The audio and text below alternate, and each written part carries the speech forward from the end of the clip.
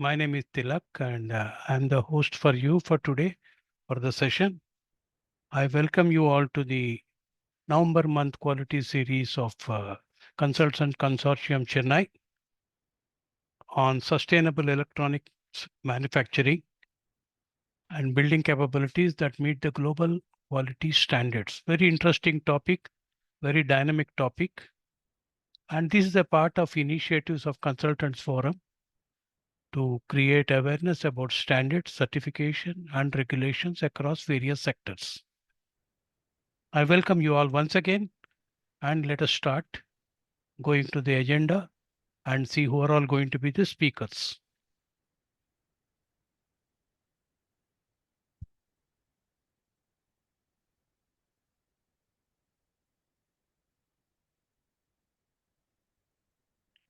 This is going to be the agenda. Hope you're able to see my screen. Can somebody say yes? Yeah, Visible. thank you. So I'm going to be the host for the session. You need to bear with me for 2.5 hours, but I'll be speaking less because the experts are there to speak and speak on topics. The first topic would be by none other than Ms. Avik Datta from Bureau of Indian Standards, speaking about compulsory registration scheme for the electronics products. It's a very vital topic. Thank you for Mr. Datta for joining. That will be followed by a, another topic by Dr. Sandeep Chatterjee, who is a senior advisor for Sustainable Electronics Recycling International. He will be speaking on navigating electronic sustainability in India. Thank you, Dr. Chatterjee, for joining. The third would be by Dr. Mutan. He is a professor at Anna University in Medical Electronics. He will be speaking about industry partnerships, a cornerstone of sustainable electronics. Very good subject again. The fourth one would be by Mr. Kishore Narang. Mr. Kishore Narang is the founder, mentor, and principal design strategist and architect by himself. And he'll be speaking about product design and manufacturing. Wow, a lot of experience. Great. Thank you, sir. Thanks for joining. Last but not the least, Mr. Venkatramana Bhagavati. He'll be speaking about a totally new subject, functional safety testing. Today, functional safety testing has become very important, not only in the industry, but also in the automotive and medical. He'll be enlightening us about the requirements of functional safety testing and would be guiding us. Thanks all the guest speakers. So with your permission, can I start the session and request the first speaker to, may I introduce the speakers as well? Sorry. This is myself. I'm BG Tilak.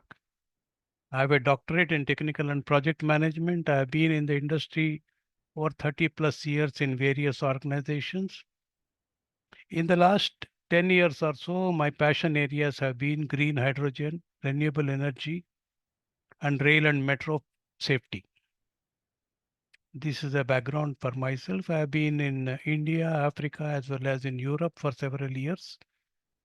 Most of my time I spent with Bureau Veritas as a product certification assessor in the areas of CE marking, ATEX, functional safety, machine directive, etc. That's a brief on myself. Let me go to the next speaker, Mr. Avik Datta. Mr. Avik Datta is a scientist at Bureau of Indian Standards in the Department of Management and Systems, and he will be speaking to us about compulsory registration scheme, as I told you. Next speaker would be Dr. Sandeep Chatterjee, who will be speaking to us about the navigating electronic sustainability in India. So he comes with a lot of experience as a policy maker, as a techno administrator in the emerging technologies, and he has been a policy advocate, vision leader, sustainability champion, and an expert in electronic waste and resource efficiency, a public speaker by himself, and a thought leader. So thanks, Dr. Chatterjee, for joining and speaking to us. Next speaker would be Dr. Mutan. Dr. Mutan, as I told you, he is from Anna University, a professor by himself in medical electronics. He will be guiding us in the areas of applications in medical and BCI applications. And it's interesting to see that Dr. Mutan has more than 40 publications to his credit. Very interesting, sir. Thank you. Thanks for joining. Then we come to Mr. Narang, Kishore Narang, who has been a technocrat for ages, 47 years. Wow, great, sir. So he has been in the areas he has been a technology advisor, mentor, strategy advisor. Oh, he has played a role in smart cities, digital infrastructure, cyber security, very vital subject, sustainability advocate, and a contributor to the global standards like IEC, ISO, ITU. ITU is International Telecommunication Union, and educational and research leadership. Great, sir. Thanks, Mr. Narang, for joining. Last would be Mr. Venkatramana Bhagavati. As I told you, will be speaking on very interesting subject of functional safety applicable to automotive, medical, and industrial electronics. I don't put my nose into that. I leave the experts to talk about their subjects. So, shall we start with the first topic? Can I request Mr. Datta to take over? Can I stop screen? Can I stop sharing so that you can take over and start presenting your screen, sir? Yeah, sure, Dr. Til. I hope I'm audible. Yes, you are audible. Yeah. Okay. So thank you, Dr. Tilak, for inviting me for this today's session on quality series. And like before I start, I'd also like to extend my warm gratitude to all the speakers and the attendees for this session.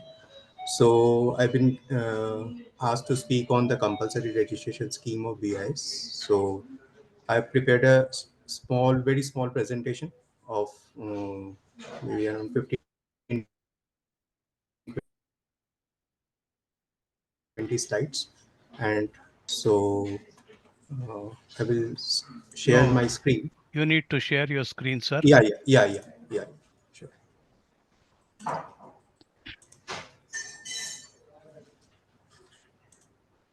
Uh, is my screen visible? The Not, presentation? not yet.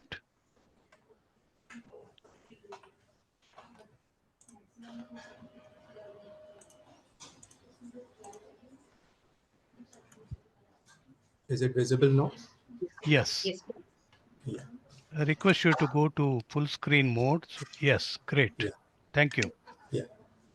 So, like before I start with how the scheme operates, so I basically like to tell that BIS is operating various conformity assessment schemes. So we have around presently 10 conformity assessment schemes operating under, like we have scheme 1, that is for like the products which are covered under ISI mark scheme. So there are around 600 odd products which is covered under scheme 1.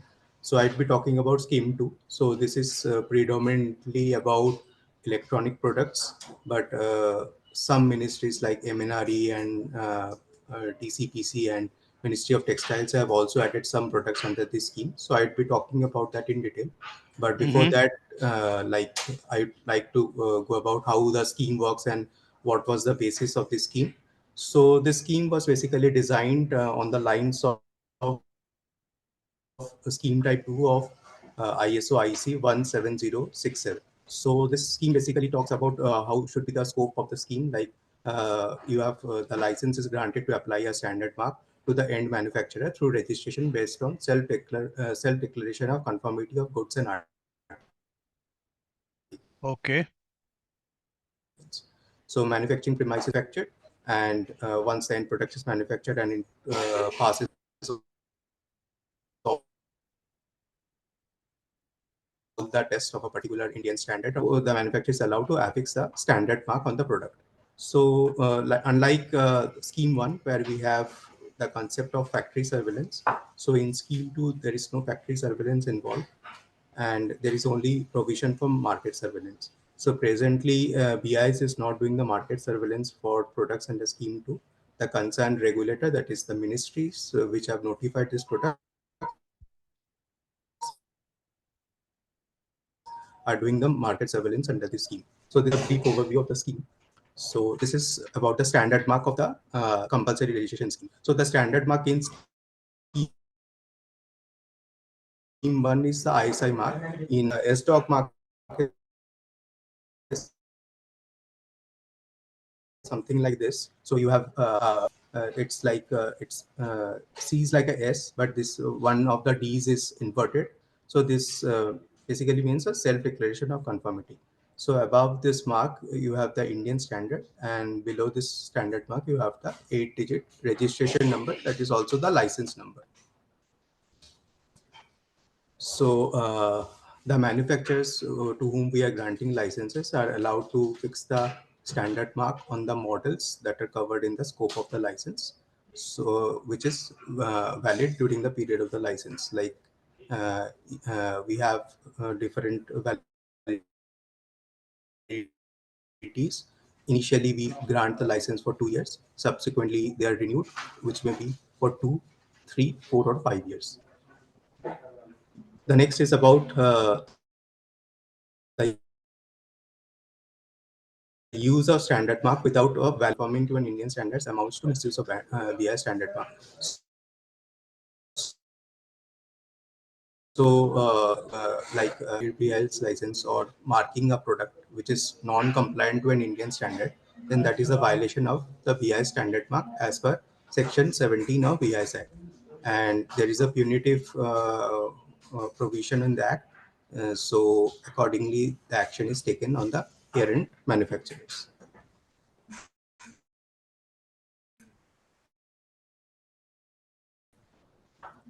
So the factory registration scheme initially started in around 2012 when my dear products notified around 15 products in phase one. Subsequently, more products were added. So as on date, there are around 64 products categories that are been notified by MIT in this particular scheme. Apart from that, just as I said, other ministries have also notified their products under this scheme. So like solar PV modules, solar inverters, and solar storage batteries. So these are the 5 products that they have notified under the scheme. Ministry of Chemicals and Fertilizers have notified 3 product categories. That is orthophosphoric acid, polyphosphoric acid, and trimethyl phosphide.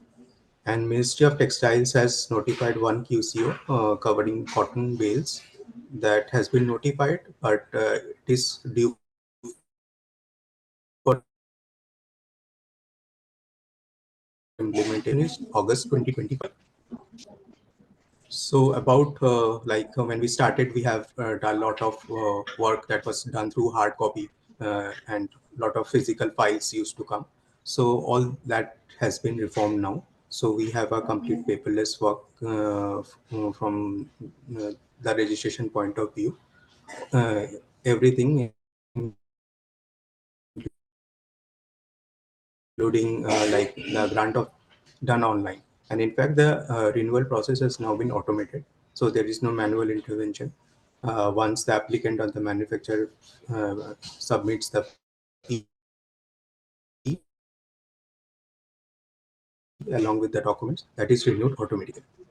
Then another feature that we have preserving confidentiality of a product. Like if a brand has requested that their model should not be made public because of their business interests, then we have made a provision in the portal where we will be granting the license, but it will not be visible to the public till the brand requests us to do so. Third point is regarding e-labeling. So for products which having integrated display like mobile phones, laptops, so there's the provision of e-labeling.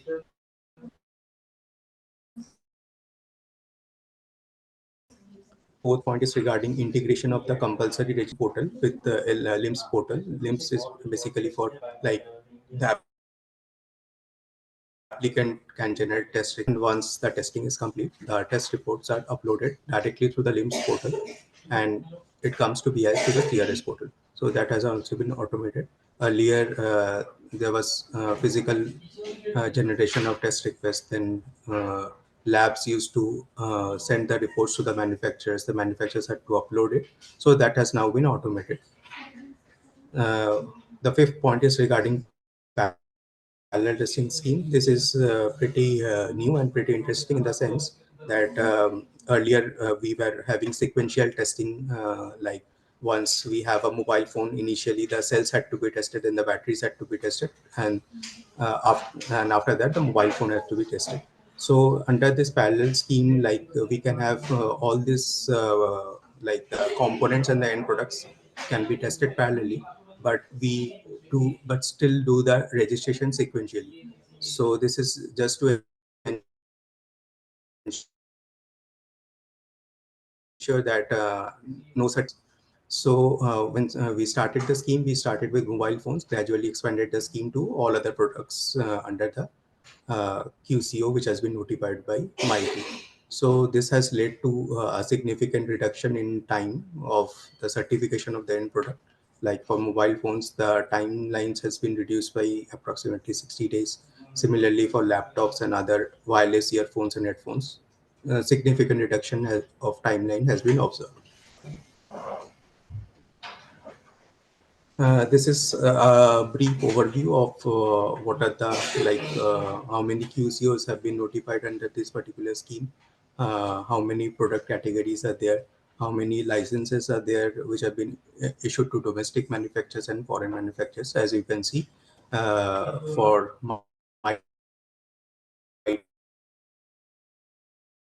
MIT we have 64 product categories, we have 64,000 licenses, out of which close to 10,000 is Indian manufacturers, rest are foreign manufacturers. Similarly, for MNRE, we have around 600 odd licenses, out of which approximately 400 are Indian and remaining are foreign manufacturers. For DCPC, we have three QCOs and three products. We have 14 Indian licenses and eight foreign licenses. For textiles, that is the cotton mills, we haven't received any license, and no application has also been received for this particular product. And this is how the scheme has evolved over the years. So when we started a decade back in 2014, so we had like around 10% of the total licenses used to be Indian. So that share, that percentage has increased from 10% to now more than 50% and 56% to be precise. So that is the growth of the licenses as well as the growth of the manufacturing that has happened in India over the last 10 years.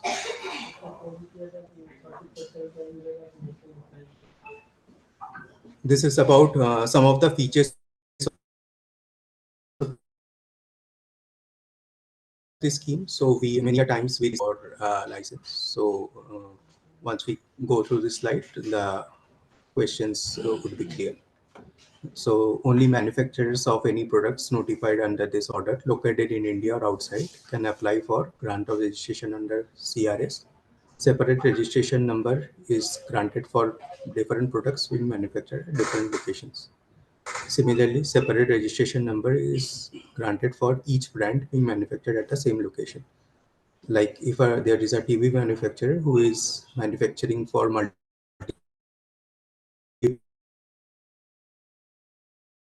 brands, ABC, one for brand A, one for brand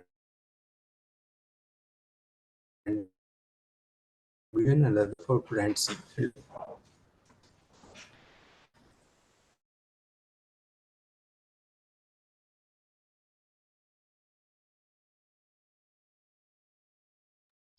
We seem to have lost Yeah, yeah. Mr. Yeah. Datta. Yes, he got logged out. Yeah, Checking. maybe let us wait for a couple of minutes Yeah. for him to get back. Yes, yes, yes. Yeah.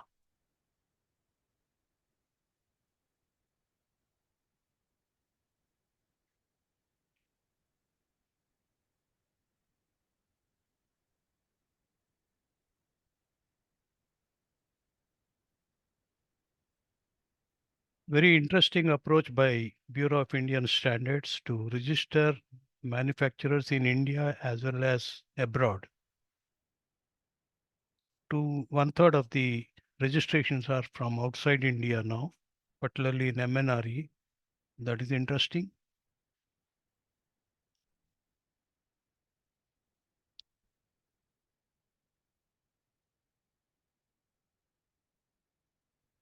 Realized that he got logged out. I'm just checking.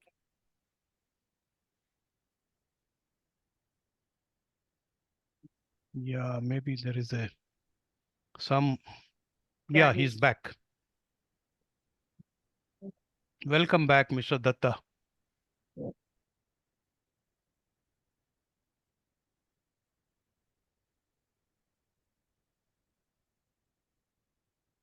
No, you're muted, I guess. Muted, Avicii. Yeah, we lost your voice for a while. Okay. Yeah, Sorry. okay, next. So do I need to go back to Yeah, the previous better. slide? Yes, please. Where did we stop? So this is about the testing. Like we have various labs which have been recognized for different products and the Mr. Datta, compulsory. you need to share Screen your share. screen. Oh, sorry. We've lost it. Sorry.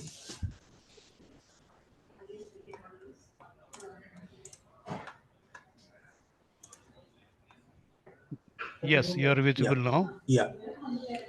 So, like I said, for different products, we have recognized different laboratories. So, the BIS through online portal. So, test reports have to be submitted, which should not be more than 90 days old. In case they are more than 90 days old, the manufacturer has to submit with adequate justification for acceptance of the reports. All foreign manufacturers have to appoint an authorized Indian representative, that is compulsory. For grant of license or inclusion, fees have to be submitted as per the fee structure given in the BIS conformity assessment regulations. And registration is granted to every manufacturer for every product and every brand. So when I started my presentation, I talked about the validity of the license will be initially granted for 2 years. Manufacturers will have the option for applying for renewal for 2, 3, 4, or 5 years. So for every additional year, the manufacturers have to pay an additional fee of 25,000. Registered manufacturers can request for inclusion of new models of the same product and brand under the same registration number. So if a license is granted for a particular product, if you want a new model to be added for the same brand at the same manufacturing location, so no new registration number is required. You can apply for inclusion of a new model under the same registration number. Series guidelines for Scheme 2. Uh, in Scheme 1, we have the product manual and the product specific guidelines. So in Scheme 2, we have series guidelines which have been notified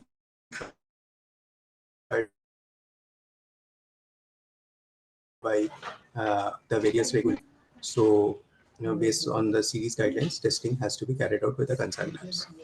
So different configurations falling within the same series can be approved based on the testing or the representative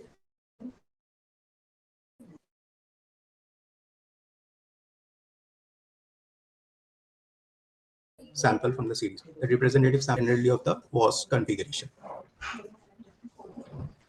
So this is about the various operations under CRS. This is like grant of license, inclusion, implementation of revision and amendment of standards, renewal, deferment of renewal, expiry of license,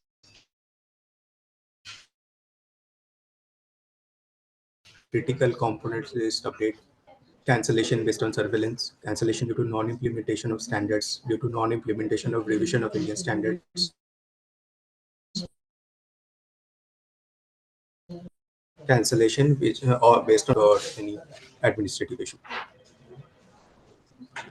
So the procedure for grant of license. So I have already discussed about the talked about like the registration number will be unique. So I would just like to show a small flow chart. So this is how it works. It will come and we will first scrutinize it. If everything is found in order, it goes through two stages of scrutiny. First goes to a dealing officer and then comes to the granting authority. So these are the two stages of scrutiny. So if everything is found in order and no technical queries or administrative queries, we grant the license within 20 working days. But if queries are received, then there is a separate flow. The query has to be addressed by the applicant. We give 30 days of time for replying to the queries, and once that is resolved, we process for grant of license. So the next point comes how to check whether a given license are valid or not. So we have two processes for that. One is the BIS Care app, which is available in both Android and iOS. So you need to put the registration number, which is generally affixed on the product.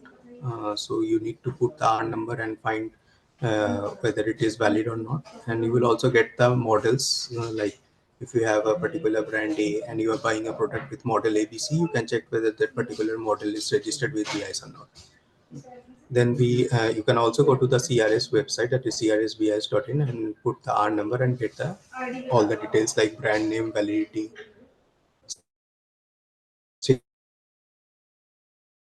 status of the license, whether it is operative, deferred, checking it. Next, other provisions for cancellation. So we have if a particular product is non-compliant to any particular Indian standard, so we can process it for cancellation.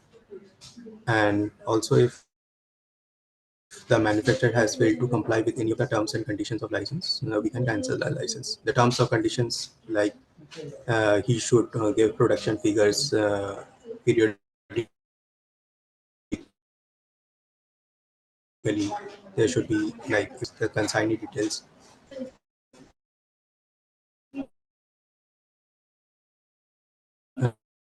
he should clear any deviation. So this was about my presentation about compulsory registration scheme. So I hope I've been able to cover everything. But since time was short, I have to make a crisp presentation. So thank you. Thanks a lot, Mr. Datta.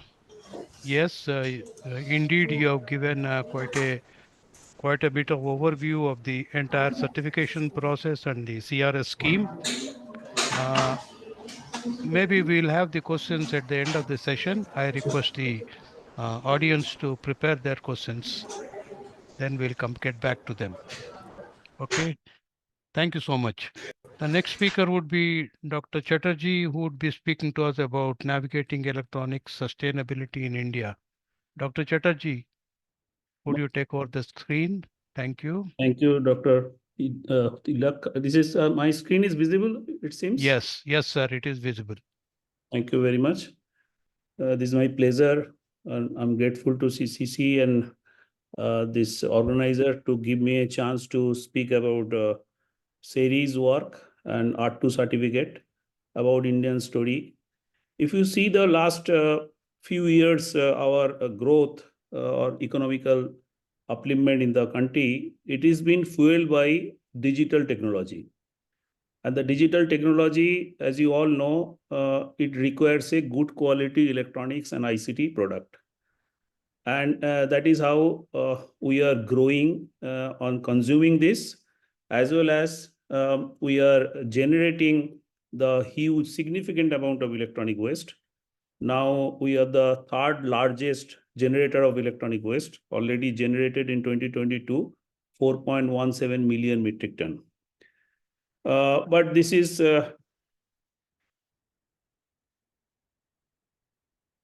now, if you see one street in Rome, just see the change in 2005 and how 2013. You may see that entire population is holding a smartphone to click the photos and all. And left side there was no smartphone in that point of time. So smartphone changed the entire world, and electronics is penetrating every sector of economy.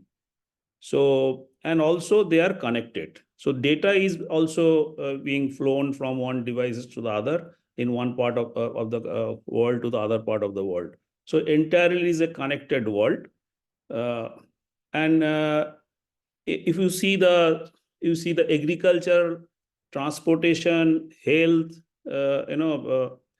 defense sector, all sectors you name, it is coming in the form of sensors, embedded device, or some part of electronics. And if you are changing the G, 2G, 3G, 4G, 6G, 5G, enter G will be actually changing the electronics functionality, and we have to shade new electronics things. So the present style of electronics life cycle, like take, make, use, dispose, and create electronics, is not sustainable. And we are actually trying to manage it, but this is a Herculean task because it's not possible just the conventional way of managing waste. So it is next to impossible. How the world is doing it, we should also learn.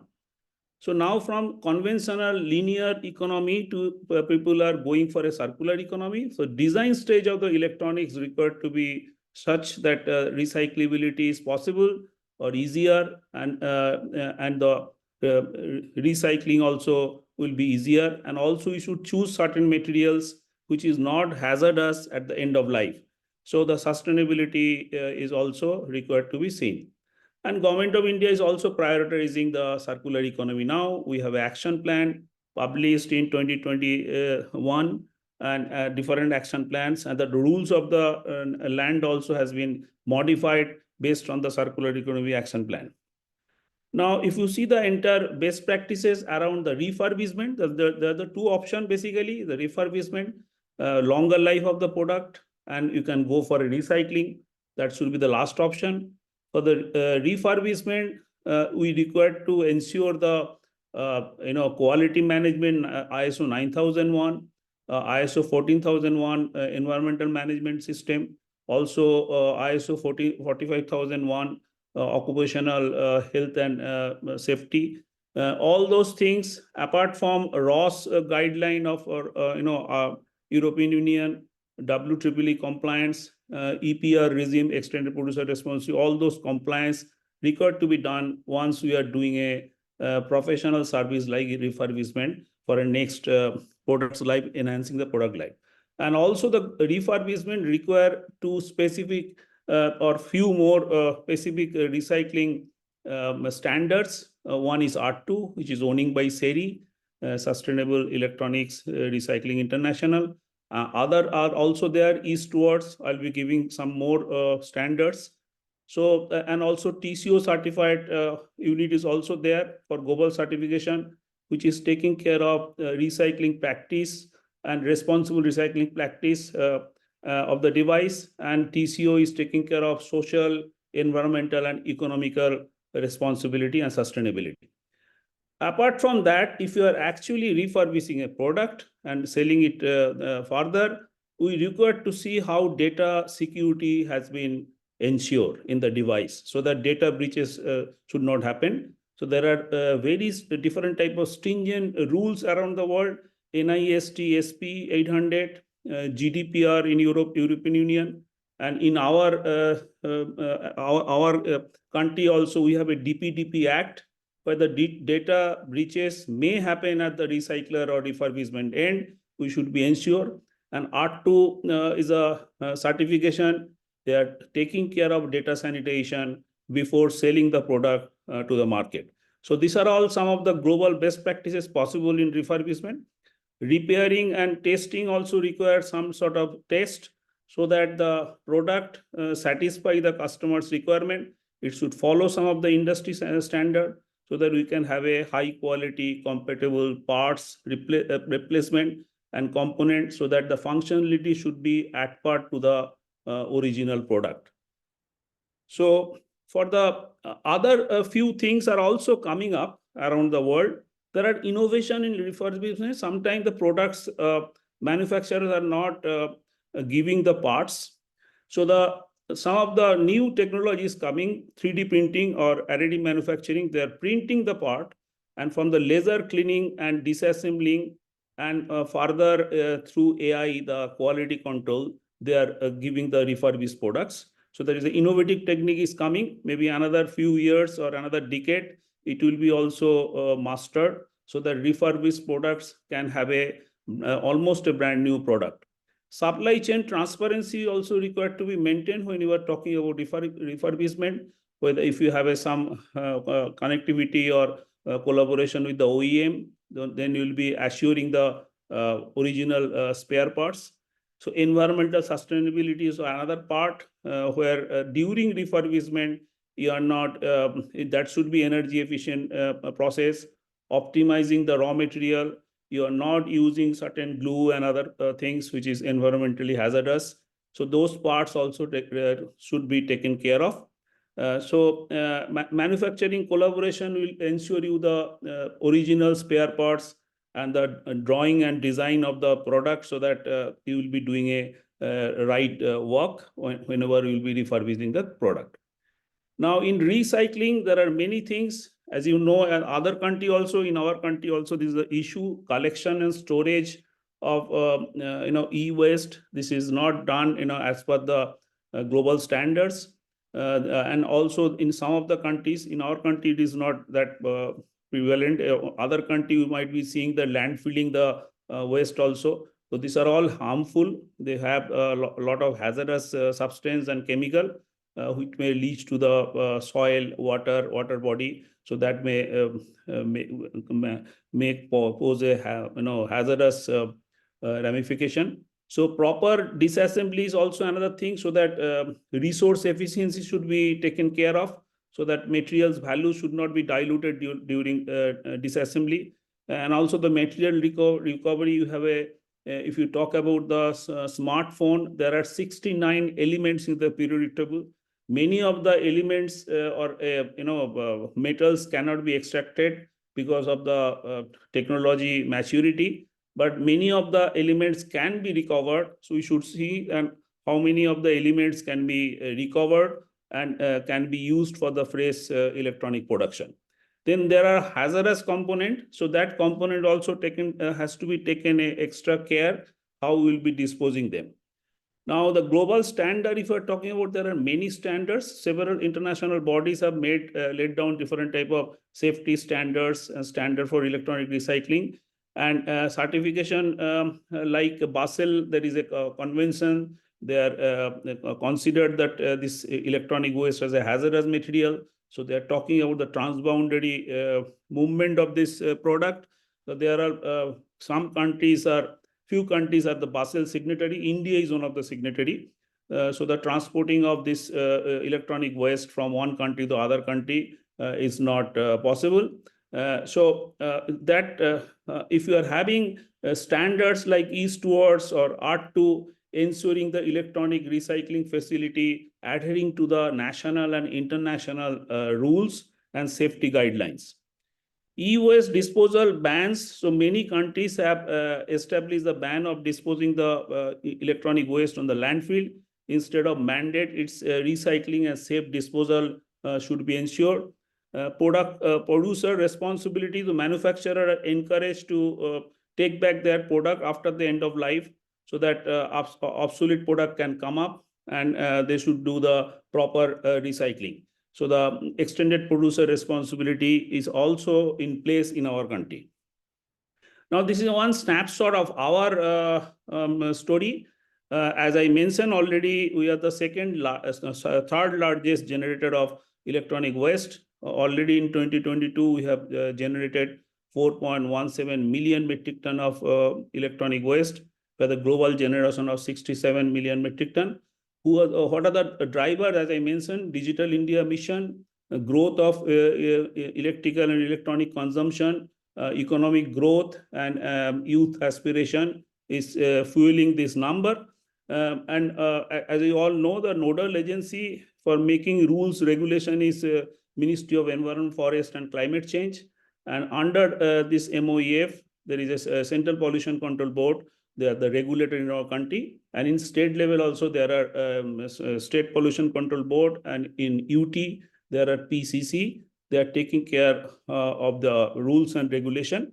So e-waste rules, this third version of the rules are operational from 1st April 2023. That is the e-waste management rule 2022. This has been framed under the circular economy action plan, and this is the one of the rule, I should say, is made almost a digital, digitally has been monitored.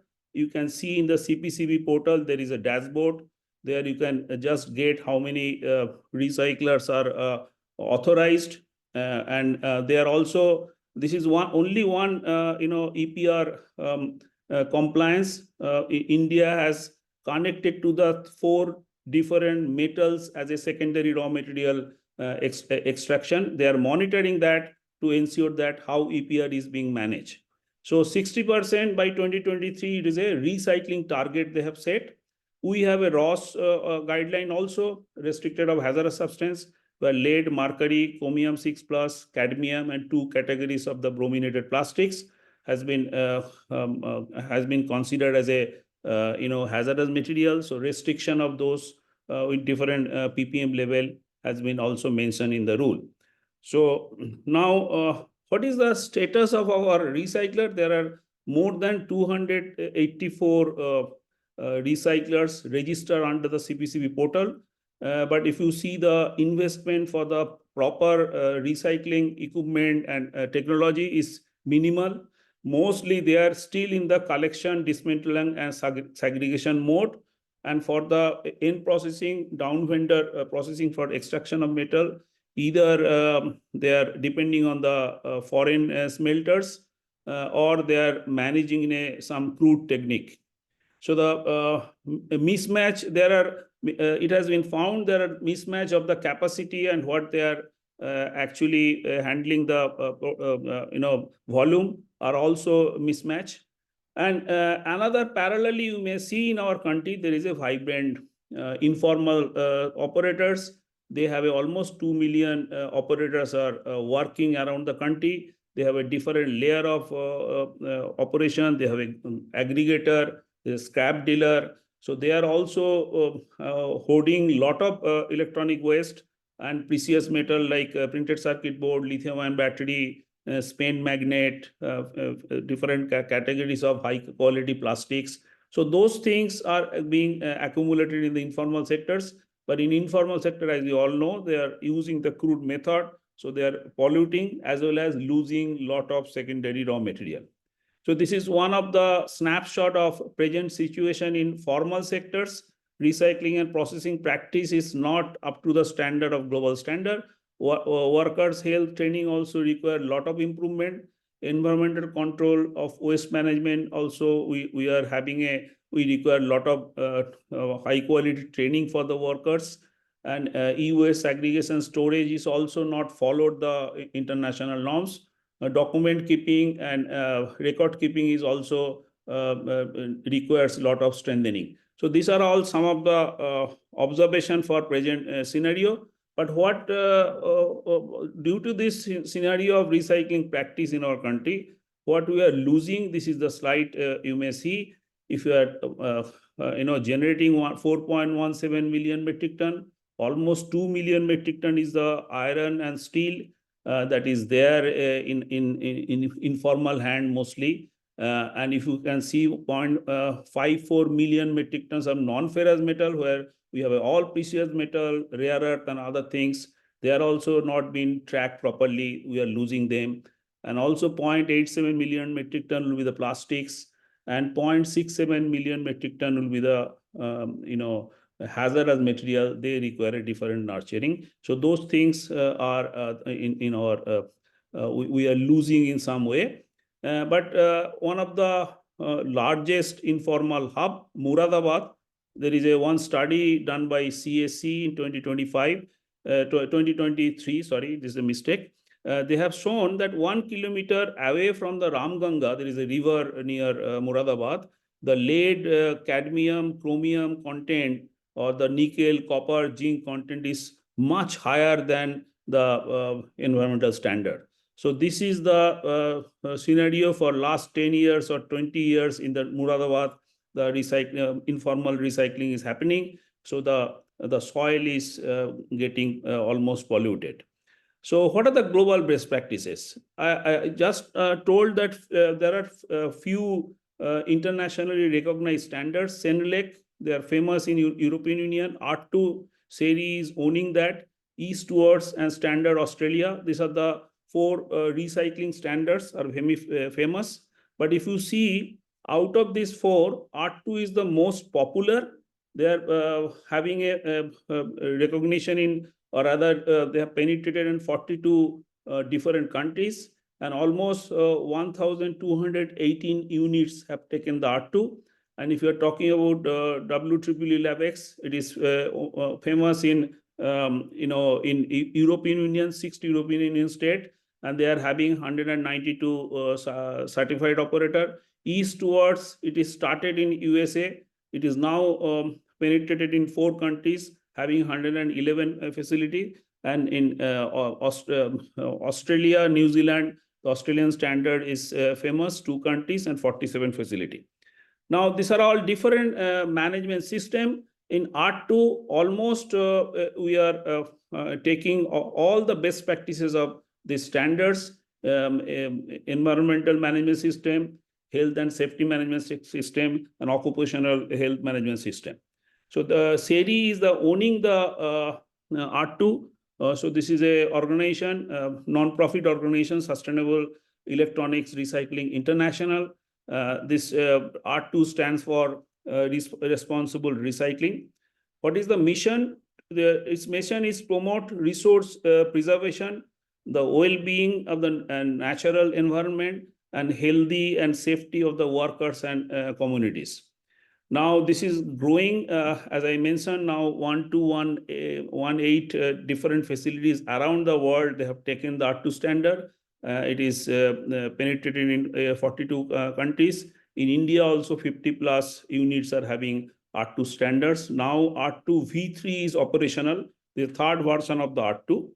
Now, what are the other methods of people can use the refurbished or recycling things after end of life? There are many processes. R2 addresses all aspects of the safe and sustainable electronics reuse and recycling. It can have a returns, it can repairs, trade-in, upgrade, remarketing, and recycling. Also includes the best practices requirement, environmental data security, legal compliance with the local and national, international regulations, health safety of the workers and their families. So all aspects can be covered if you are having R2. So what does this standard can cover? The electronics that are having an information technology unit. So generally, we do not have the your white goods, which is not using information. So first use through end of life, then focus on effectiveness and the system of the procedures. Now, for getting R2, we require 3 different ISO prerequisite condition: ISO 9001, ISO 14001, and ISO 45001. So ISO 9001 is for quality, 14001 for environmental management, and 45001 is actually operational health and occupational health and safety. So this is the R2 requirement. Patents the responsibility of recycling used electronics, and also they are taking care of ICT technology. Recycling apply beginning with the product from the destroying data, test and repair device component, and all the way through the recovery of the end of life. And R2 is a unique standard, is more than a management system. It is taking care of effectiveness and the system and producers, the facility. Now, what is the principle? Promotion of sustainable practice through management strategy, environmental protection, workers' health and safety. So who can apply? Collectors, brokers, traders, manual dismantlers, material recovery process, e-waste recycler and refurbishers. Of course, in our country, collectors, manual dismantler, and these two categories are not being registered under CPCB. Earlier, they are there. Now, the present rules, they are not considered. So, they will be last three bullets will be applicable for the Indian market, but only legally registered facilities. So, those who are having the CPCB registration, they can take the R2 certificate. So R2 will apply any facility, reuse, repair, and recycling chain. Here we have a two different categories structure. One is core, another is process. Core requires to apply all the R2 facilities, but process, depending on their activity, will be having some of the or few of the processes. So all those core, we have a 10 different core, starting from scope, hierarchy, responsibility management strategy, EHS, environmental health, safety management, legal and other requirement, tracking throughput, sorting, categorization and processing, data structure, focus material. Focus material is basically hazardous material, facility requirement, and transportation. Addition to that, depending on the work profile, the unit can have some of the appendix. So appendix 1 is taking care of downstream recycling chain. Appendix B, data sanitization. Appendix C will be test and testing. And appendix C will be test and repair. Appendix D will be the facility electronic reuse. Similarly, very recently, we have included Appendix G, that is for photovoltaic modules. Now, R2 certificate cover the best practices of all 13 is listed here. EHS management, reuse, recover, recycle, responsible management, local requirements, on-site environment and health safety, R2 focus material, that is hazardous material, reusable equipment and components, tracking throughput, data destruction, storage, security, insurance, closure and financial responsibility, transport, record keeping. Now, how the R2 will be unique? This addresses all aspects of the responsible recycling and refurbishment, workers' health safety, quality control, environmental protection, data security and control, legal compliance and sustainability and resource, and also different in the aspect of standard data protection, environmental protection, worker health and safety. R2 standard incorporates best practices of many of the standards. Now, if you are having, this is basically a unique model where outcome and effectiveness has been stressed. So it is more than management system. Audit is more than the verification of the system. Instead, greater emphasis has been given the effectiveness of the system and procedures. Auditors training provided by the SERI will be not only discuss about generic thing about the R2 requirement. It focuses more on audit trail. Also, it is giving you to evaluate the record and documentation and the facility during the audit.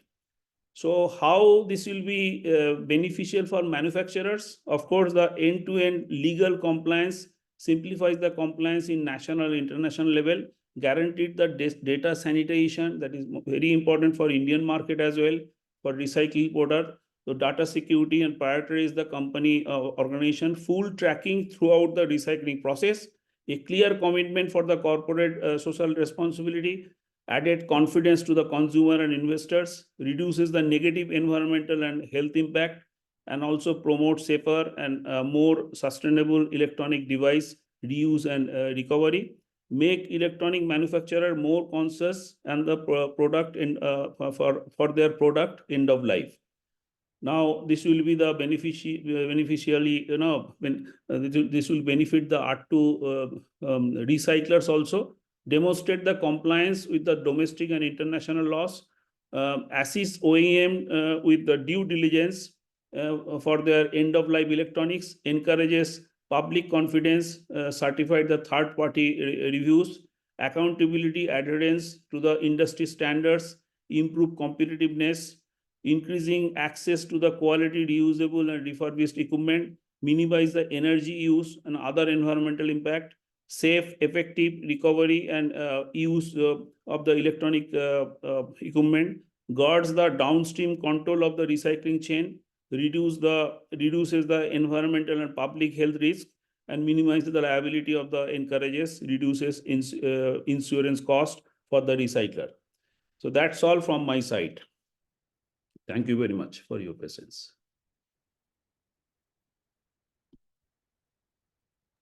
Thank you very much, Dr. Chatterjee. It was very interesting. And I have one catchword, responsible recycling. Looks Yes, sir. very interesting. Thank you so much, sir. We'll come back to you with some questions at the end of the Thank you. program. Yes, sir. Doctor, Yes. Good evening. good evening.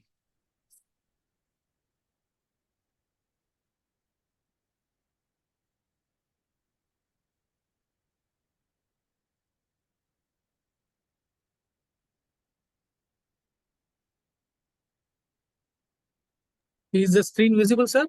Yes, sir. Visible.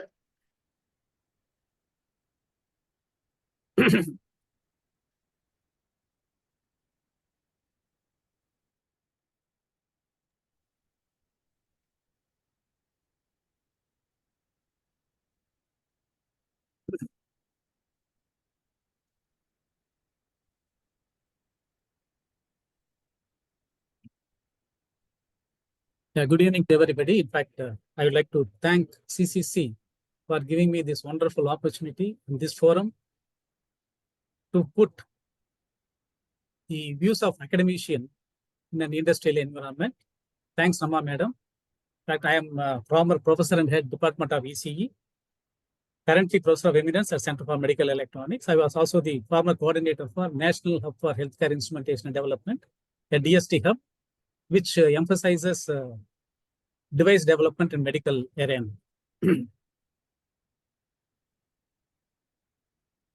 In fact, both the lectures were really eye-opener, especially the e-waste, which is the need of the hour. It was a wonderful lecture. And this is the first end, that is the last end. I'm going to talk about the first end, which is what is electronics manufacturing process in production. In fact, it's quite, everybody knows electronics manufacturing process in production is a methodology of manufacturing and transforming design concepts into tangible electronic concepts. It encompasses various stages such as design, component sourcing, assembling, testing, enclosure manufacturing, quality control, and packaging. This is all about the manufacturing of electronics goods. And in fact, when we go through the various challenges faced by electronic manufacturing process, there are around 19 challenges. In fact, these 19 challenges are both for manufacturing electronic products as well as for manufacturing ecosystem, which is more important for a country like India. So challenges are there for both manufacturing products as well as for the country. And in both the cases, the point number 15, which you see, the sustainability is very, very attracting. And the topic given by CCC is also wonderful. The term sustainability is very, very important. One among the best topmost challenges that everyone faces in every field. I see sustainability in a different perspective. I wish to put forth to this audience that sustainability, I just look in large scale electronics, which is at the top level. Big manufacturing plants, semiconductor fabs, at the highest level any state and nation can think of. At the same time, grassroots integrated limited manufacturing at the institution level with the industry partnership. So these are the two things that I have gone through. So sustainability, I'm really looking in these two dimensions. One is at the large scale state level and national level, and sustainability at the grassroots level. Only when these two merge, I think we'll have a very good connectivity from top to the last mile connectivity, which is very important in any system. Last mile connectivity is fundamental. Even you take any political party, there are top people at the top end, as well as the success depends upon the grassroots level workers. Similarly, sustainability also has to be seen in two dimensions. One is at the national state level, another is at the grassroots level. Grassroots level, yes, we need an integrated limited manufacturing at the academic institution level with industry partnership. This I would like to put forth my point of view. And at the national level, if you look at the large scale electronics, how much does it cost to make a semiconductor fab? $15 to $20 billion. How much does it cost to build a semiconductor chip factory? $10 to $20 billion. It's a huge amount. And no doubt, our country has rightly chipped in. But unfortunately, for the last, after independence, 1947 till date, nothing much has been done in electronics manufacturing, unfortunately, because any manufacturing process without automation, without electronics, cannot see the light at the end of the tunnel. Therefore, this is the moment for India. We have wonderful facility in mechanical engineering, other sectors of industry, but electronics, as rightly pointed out, is available in every walks of life, in smart IoTs. Therefore, electronics manufacturing is fundamental. Yes, the government has to think of investing millions and billions of dollars in this sector, but it is worth doing so. Rightly, in March 2024, the cabinet approved a massive 1.26 trillion rupees, 15.2 billion. In fact, what is said in the earlier slide is 15 to 20 billion for each facility, but at least our government has taken 3 different plans with an investment of $15.2 billion. Production link incentives was given for large scale electronics under Atmanirbhar scheme. Under the subdomains semiconductor and display manufacturing, consumer durables, electronic and components manufacturing. So this is what is one dimension of my sustainability. So the country has to grow. The country has to meet the huge need of 1.4 billion people. And the country should not be happy with only this 1.2 billion people needs. Our country has to also export. Therefore, there is a lot of investment has to be made in electronics manufacturing. So this is the one point of sustainability.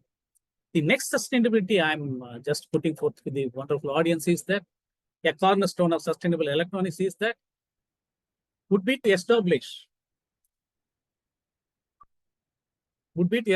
an integrated limited manufacturing facility. I'm talking the word integrated limited manufacturing facility at 2 or 3 top education institutions in each of the states of the India, in association with an industry, which would go a long way.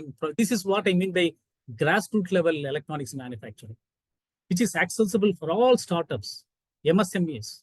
Therefore, when these two ends meet, I think we have a wonderful future. So the second aspect of my sustainability is to establish an integrated, why I just give the word integrated limited manufacturing is that an education institution cannot have only electronics manufacturing, cannot have only additive manufacturing, cannot have labs which do a lot of research and innovations and scientific inventions and discoveries. Therefore, we need an interdisciplinary, cross-disciplinary culture in an industry.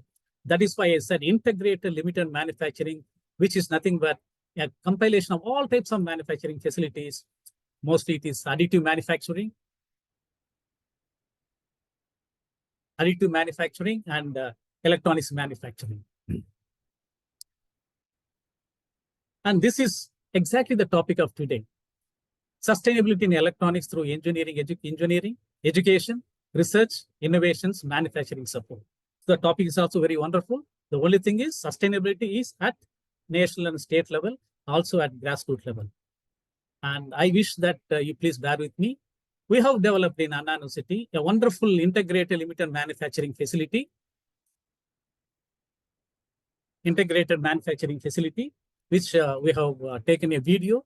Kindly go through this facility. You will really appreciate the term integrated, what I mean. In fact, we have a wonderful additive manufacturing facility, electronics system design facility, PCB manufacturing, optoelectronics, medical imaging. Then we have bioscience technology labs and many interdisciplinary, cross-disciplinary forums. Therefore, kindly go through this. This is what we have developed. In fact, this cost around, we got from UGC. Thanks to UGC, we got around 27 crores, out of which 15 crores was capital infrastructure, which we have made state-of-art facilities in additive manufacturing, electronic system design. And I think, I request the wonderful people here that every institution, at least 100 institutions in India, should have such facilities so that it can facilitate the wonderful startups and hands-on experience for most of the people. And they will appreciate once they get into the highest level of electronics manufacturing, this will be a big boon, shot in the arm.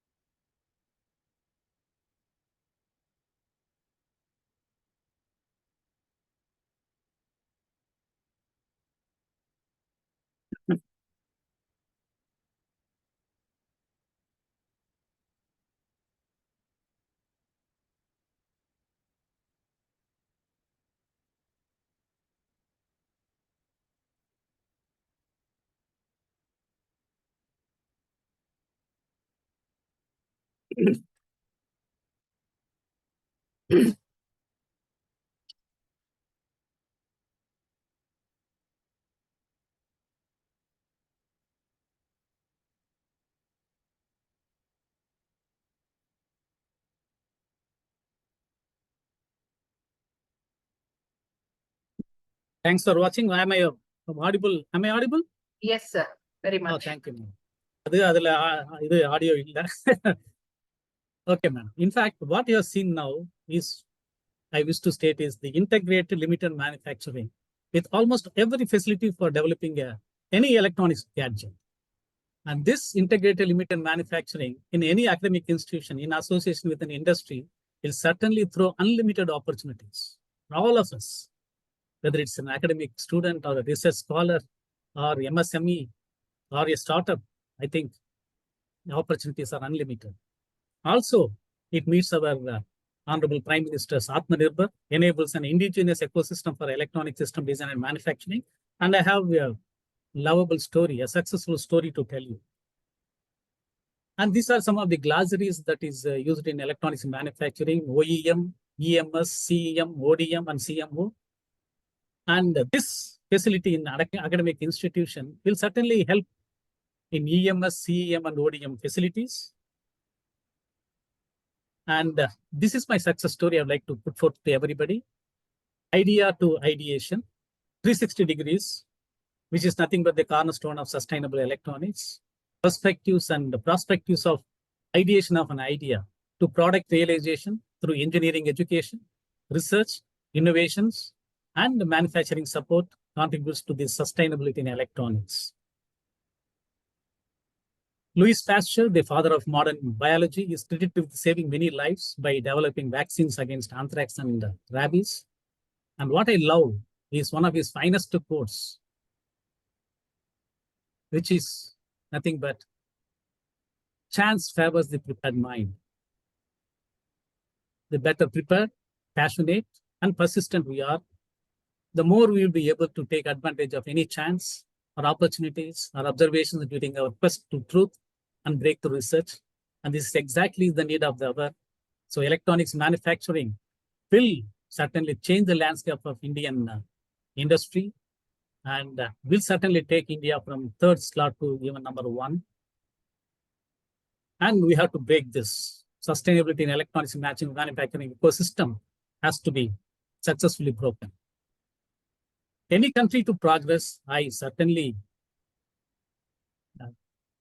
see that you all agree with me that mastery over materials, methods, and manufacturing. India was once great in materials, methods, and manufacturing. So only a country which can boast of excellent material knowledge, methods, and validation supports, and manufacturing facilities can really can develop a nation. Ideation to idea to product.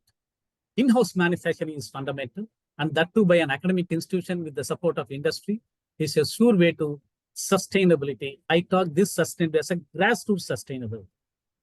Again, let me mention sustainability at two levels. State and the national level is $20 billion. I mean, $20 US in 20 billion, whereas this should cost only 15 crores. Therefore, we have to make this bridge together. And this is what is our successful story. Around 15 years back, in a lab, a small prototype anti-biogrammoscope was developed. This is an innovation. This is a breakthrough innovation technology by one of the scientists from biotechnology lab. His invention was, all of you might be knowing about urinary tract infection. Currently, it takes 48 hours to identify the right antibiotic for a urinary tract infection. This 48 hours, doctor subscribes certain antibiotics, which may or may not meet the requirement. Therefore, multi-drug resistance becomes a problem. However, this great work put forth by a scientist from our own biotechnology lab, electronics department, and Center for Medical Electronics together brought out this wonderful small gadget, what you see here. It was a painful journey from here to this commercially viable, technically feasible, marketable, wonderful device, what you see here.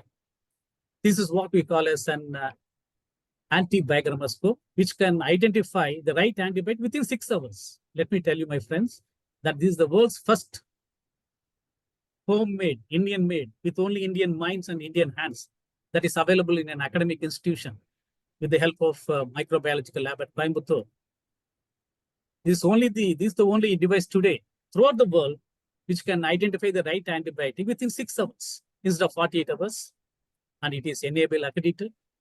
And just for this, we have gone to UGC. We have informed UGC that we would like to transform a small lab prototype into a commercially viable, technically feasible, meeting all standards and marketable device, for which they have given us 25 crores.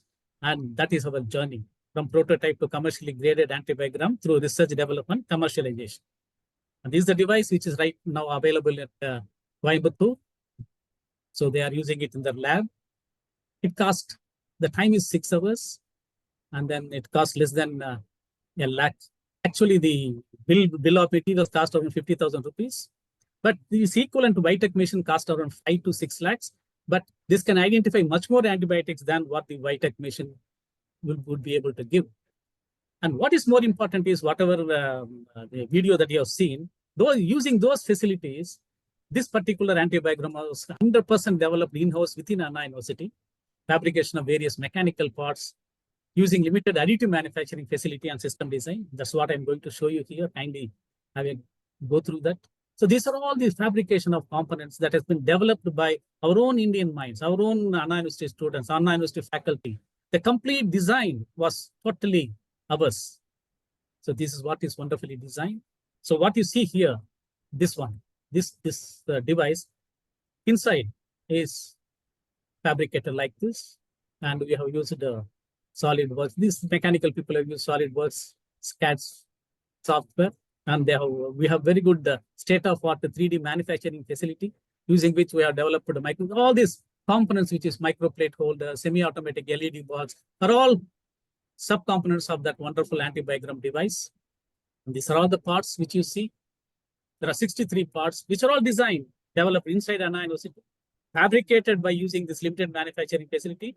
Let me tell, integrated limited manufacturing facility, because it's just not mechanical manufacturing, also electronics manufacturing, optical imaging, software is written, embedded into the system. You can see design, sheet metal, bending, welding, milling, grinding, all is done within Anna University. The facility is here. Back-to-biogrammoscope, semi-automated imaging device. Imaging is performed, the camera is there. So various parts in electronics subcomponents and mechanical subcomponents. And this is the electronic system design. The complete design, the electronic circuit, everything is designed within Anna University. And you have seen the PCB manufacturing facility. And this is the final outcome, what you see here. This is a front-end screen. And also fully assembled using our own faculty members and technical staff. And it has validated. And I think for the last 5 years, it has gone through a lot of validation processes. And the microbiological lab has done more than 10,000 samples have been validated. And we received the validation certificate from CMC Vellore, stating that this device meets all the requirements and it is able to identify the right antibiotic within 6 hours. And it is much better than the world's best reference device in this arena. And also we have published 2 patents, one for the science, another for the electromechanical design course that we have taken. And also, after doing this, we have with the integrated limited manufacturing facility that we have the capability to do batch processing also. In fact, we have developed 25 such similar antibiogram devices so that we can do multi-centric validation. Since this safety is very important, accuracy is needed, precision is needed. We are not going to send it to only one CMC Vellore. After getting validation from CMC Vellore, we have sent it to many hospitals across India, like to even Guwahati, Mizoram, and Calcutta, And there's a lot of places we have sent, and they're all giving fee. Apollo Hospital, we have sent, we're getting the feedback from most of the hospitals. So for multi-centric validation, we have this integrated limited manufacturing facility at an academic institution is capable of producing at least 25 similar gadgets, but we may not be able to produce 5,000 gadgets. That's why I'm using the term limited manufacturing. And this is how our assembling testing goes on, batch processing. And this is the whole ecosystem that I like to say. So this is what you see here is the science, and finally the validation, and finally the device and manifest. So the imager for bacterial ecosystem. Then you have the mechanical parts, electronics part, the fully fabricated device, assembled device, batch processing, lab results, validation. And this is exactly what I would like to tell you about and also, Anna University has this complete ambience, IPR, Technological Enabling Center, Technology Transfer Center, Technology Expertise, everything is available under one roof. So go indigenous, serve mankind. And we have successfully done the technology transfer. Microbiological lab has taken our technology. And there was a recognition for our work by DST, by Government of India. And our committee has appreciated our contribution. And in many forums, we have displayed this device. As you can see, our Honorable Minister V.K. Singh, and then the former Minister for Health, Harshvardhan. So everybody appreciated our work. And finally, I'd like to conclude that, yes, sustainability at the highest level, investment of $20 billion for each fab facility is at highest level.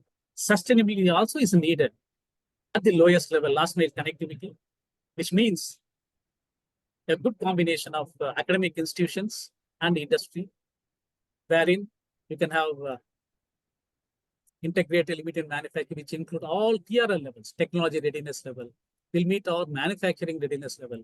At least 100 institutions in India has to be funded by Government of India with an association with the industries, with the CRS accreditation. This is very important because recently all these facilities, the DST has come out with a scheme that whichever university, whichever academic institution has a very good manufacturing facility, and they are aiding to get ISO 13485, ISO 9001, or ICMET Plus. So whatever is needed for this facility, all certain, and also disposal, everything has to be taken care of. So a small entity at an academic level, which means across India, you have many states and union territories. Each state should have at least 2 or 3 or 4 or 5 such facilities so that everybody can have access to it. So the grassroots level will bloom, and then the highest level can groom. So integrated limited manufacturing, which include additive electronics, manufacturing through engineering education, research, innovations, and manufacturing support, contributes to sustainability in electronics. As the topic goes, leads to a cornerstone of sustainable electronics. Thank you very much.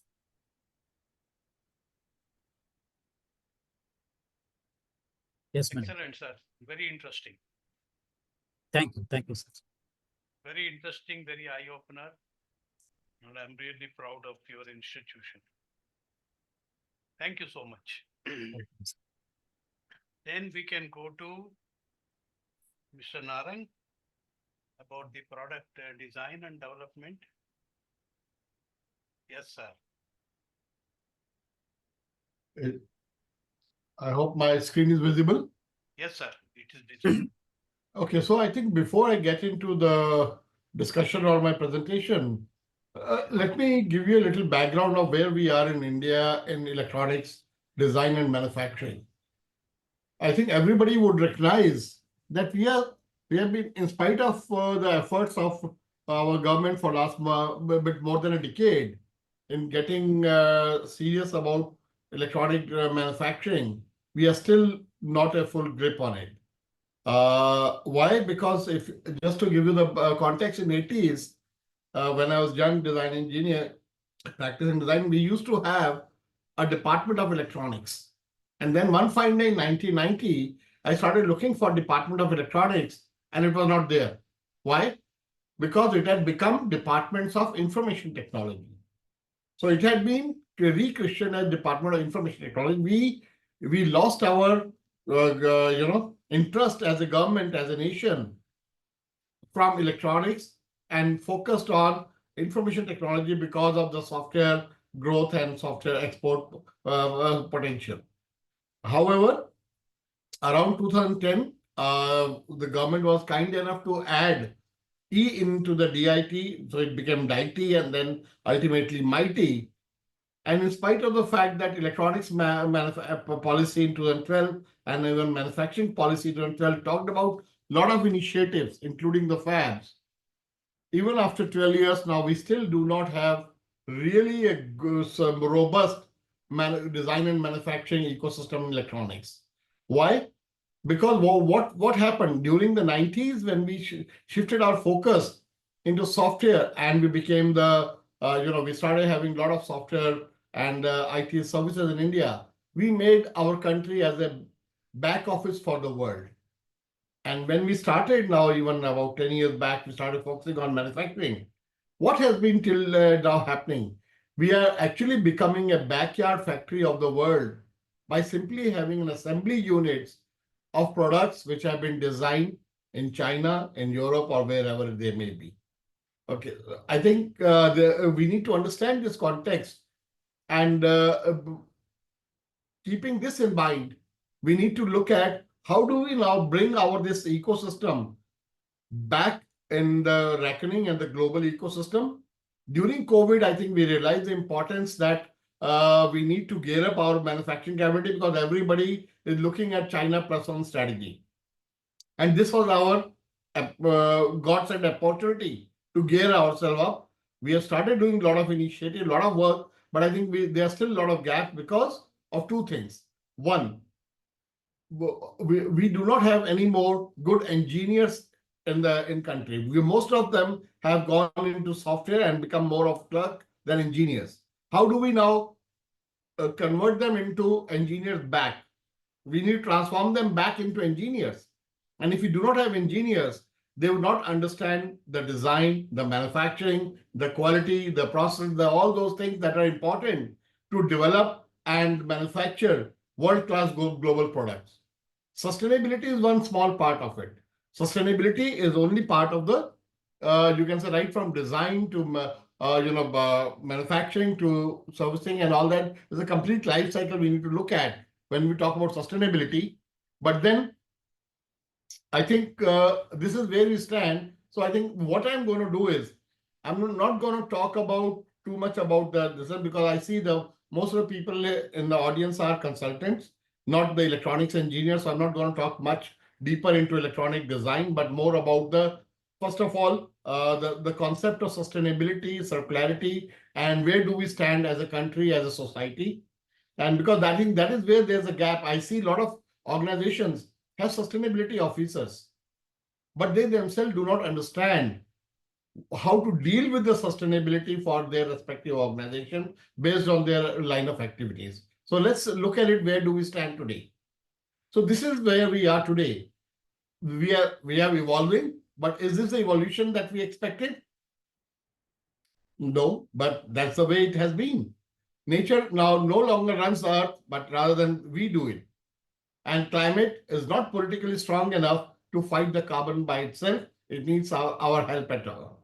And when you talk about the future of life on Earth, it has been observed that the technologies developed by human beings in the last couple of centuries have had a major impact on Earth's climate and our nature's equilibrium. Some believe that we have reached a point of no return, and this can have a huge impact on life on Earth, especially for the human species. However, while technology has been responsible for most of this catastrophe that we are facing today, technology also seems to have a solution for it. It is increasingly clear that today's environmental conditions are not sustainable. Over the past few decades, we have made huge progress fighting disease, poverty, and illiteracy, and now we must apply the same ingenuity to the problem of global warming and other consequences of human activity. And when we talk about technology and other socio-economic things, I think disruption is everywhere. And the future is really very uncertain. No one knows what the world will look like even a decade from now. As we head into future, we are surrounded by disruptive innovation and a lot of disruptive technologies. And as we look to the years and decades ahead, tech disruption will be driven as much by methods and systems as it is by devices we normally associate with tech disruption. Pace of innovation is incredibly fast, with new things getting discovered daily. The future trends in technology are very diverse, very intertwined, but very promising also. There are several developments that have and will continue to shape business strategy, and from automation to sustainability, different organizations are adopting to a whole new wave of consumer preferences and societal imperatives. And if you just take a quick look on the current landscape and imperative, I'm not going to run through all these, but just look at the headings. These are the kind of current landscape and the imperative that we need to keep in mind whenever we talk about any changes, any evolution, any initiatives at a national, state, or our business organization level itself. Climate change, we all know the kind of situation we are going through. Energy security, clean and green energy, energy efficiency, electricity access, global digital population, digital transformation. I'll come to that in future slides in a bit. AI as a double-edged sword, and growing carbon footprint of the digital infrastructure itself. A meaningful, safe digital life, Industry 4.0 to Industry 5.0, and sustainability and resilience. And then last but not the least, greenwashing, I think, which is very important to talk about when we talk about sustainability and all these aspects. And then everybody is talking about digital transformation, particularly since COVID. And the society, the business, the infrastructure, the services, along other aspects of civilization are going through a paradigm shift in the wake of technological advancements, especially in the field of ICT. All the ecosystem, be it smart cities, smart grids, smart buildings, or even smart factories or manufacturing, now find themselves making three classes of transformations. First is improvement of infrastructure to make it resilient and sustainable. And second, addition of the digital layer, which is the essence of the so-called smart paradigm. And third, business process transformation, which is necessary to capitalize on the investments in smart technologies. But what is the genesis of digital transformation? If you really ask me, it is the sustainability is the true destination, and resilience is the core characteristics of any digital transformation initiative, and smart is merely the accelerator, and standards are the chromosomes of digital infrastructure. And if you look at the constituents of the digital transformation, normally we talk about IT and OT, like information technology and operation technologies, but I think now we have a lot more players on the field, like network technologies, and so have also evolved to such complications and advancement that they need due understanding and respect of their own today. Then IoT becoming a more pervasive into all the domains has also been to be understood and properly leveraged for its strengths. And the new whiskey on the block, which today everybody talking about, is artificial intelligence, which has now invaded each and every aspect of our digital transformation, whether it is IT, OT, NT, IoT, or whatever you'd like to call it. But last but not the least, one of the most important factors that we need to keep in mind is sustainability.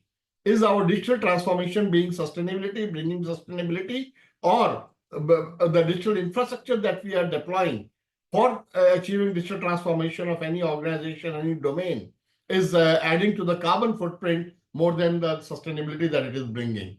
However, what is the digital transformation then? Is it a technology? No. It's a complex paradigm with domain-specific implications, because we are living in an ephemeral world today. And looking at the disruptive technologies on the radar, which are helping us bring the digital transformation, this is a whole plethora of the digital technologies. But then coming back to our sustainability aspects, we need to learn from the past. Otherwise, history always repeats itself. Past failures to consider environmental consequences early have been very costly for the mankind and the society. We need to keep in mind that we don't make such mistakes. And to give you a context today, the halfway through the Global Sustainable Development Report, which was done in the 2023, halfway through the SDGs goals, it was identified that we are in a very social vulnerability stage we are in Anthropocene. And these are so many multiple compounding global risks that we are facing today, and including, but not the limited to, escalating social vulnerability. And if you to look at the SDGs progress, most of the progress has been very slow. In fact, several goals have even reversed progress. Still, negative trend on environment and inequity related goals and crisis on scarring effects, including COVID-19.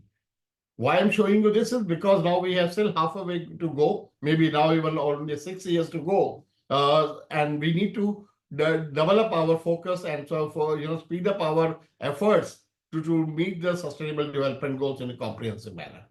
And that brings us to the new way that we are looking at the environment. I hope you are very familiar with this left model of the sustainability, which is called the overlapping circle model. But today we have a new model of sustainability, which is called nested dependency model. And what does it show?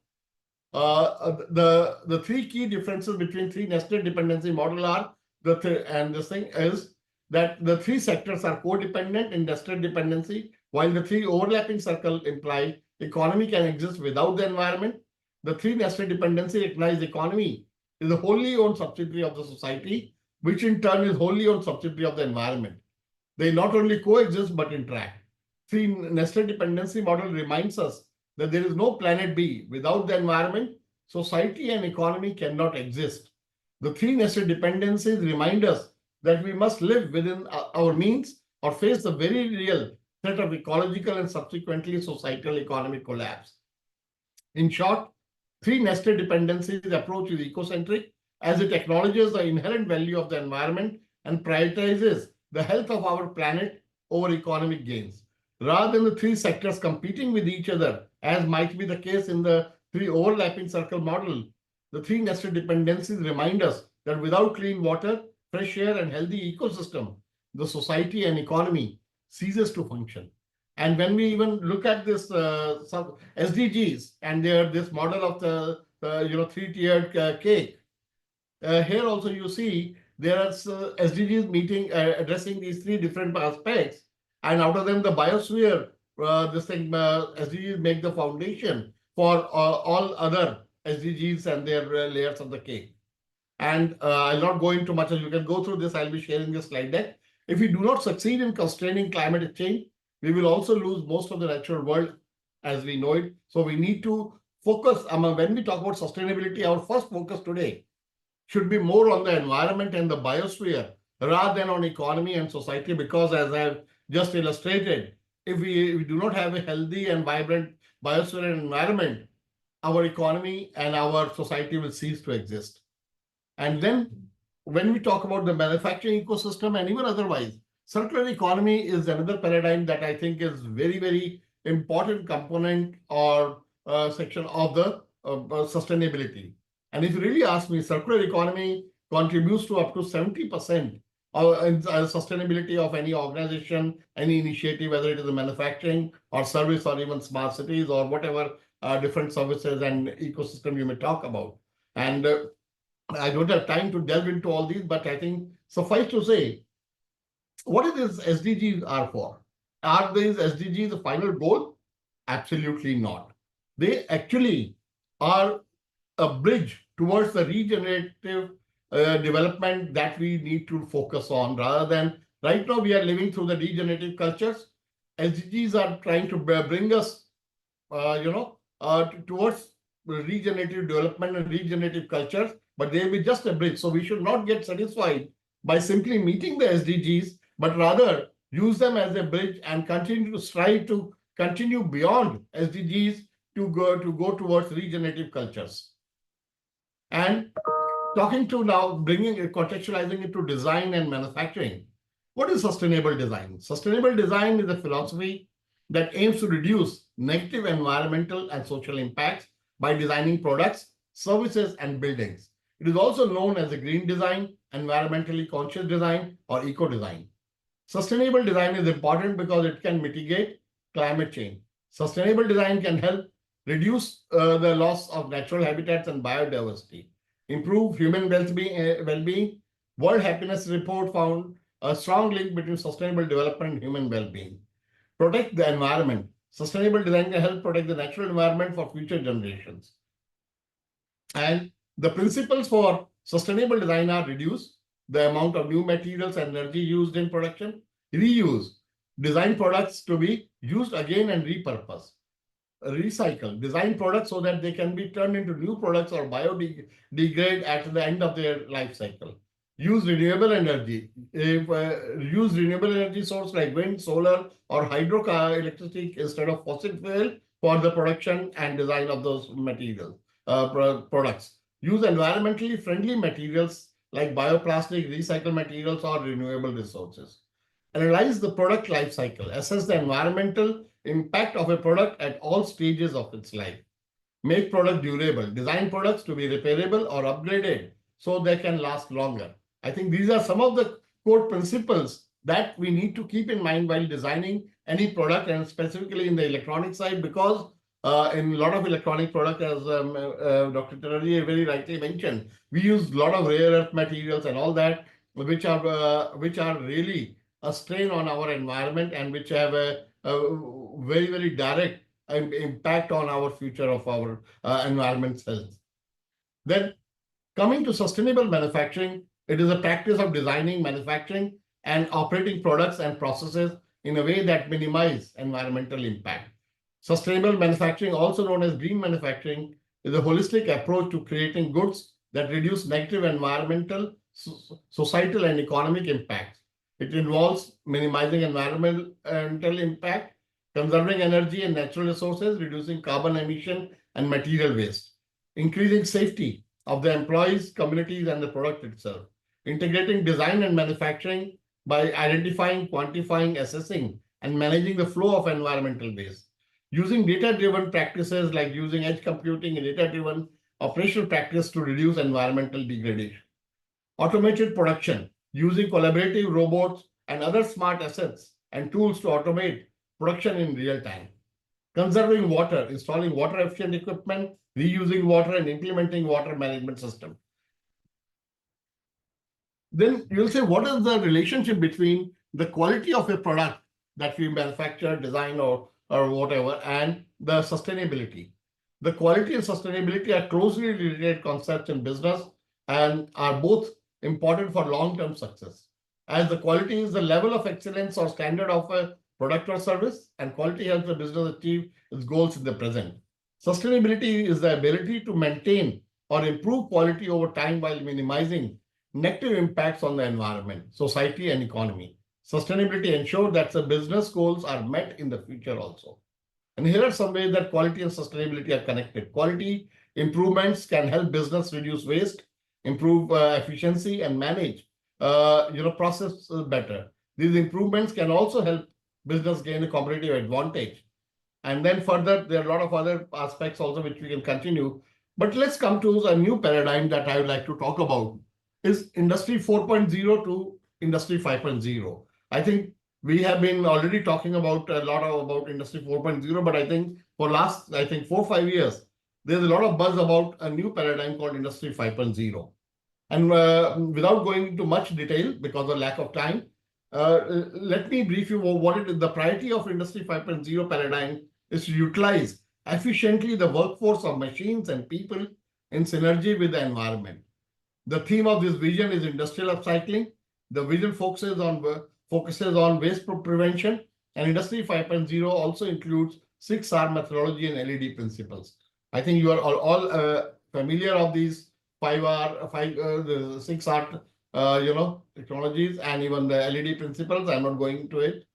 But then this is using the digital technology that everybody is so much gung-ho about, like digital transformation.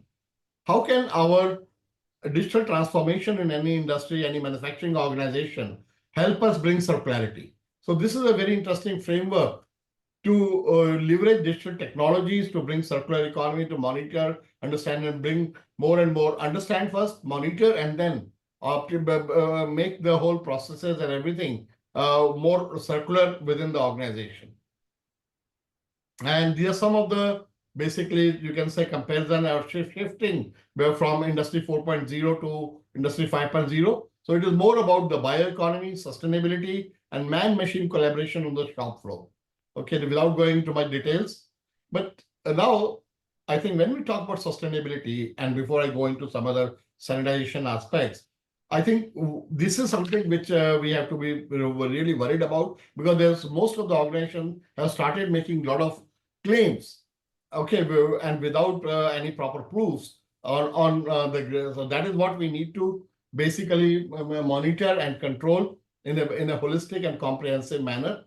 And these are some of the you can say aspects where there are a lot of greenwashing going on, a lot of false claims going on, and which we need to somehow monitor and make sure. And this is where I think come the roles of the standards. Okay, and standards, you'll say why I'm talking about standards. Okay, the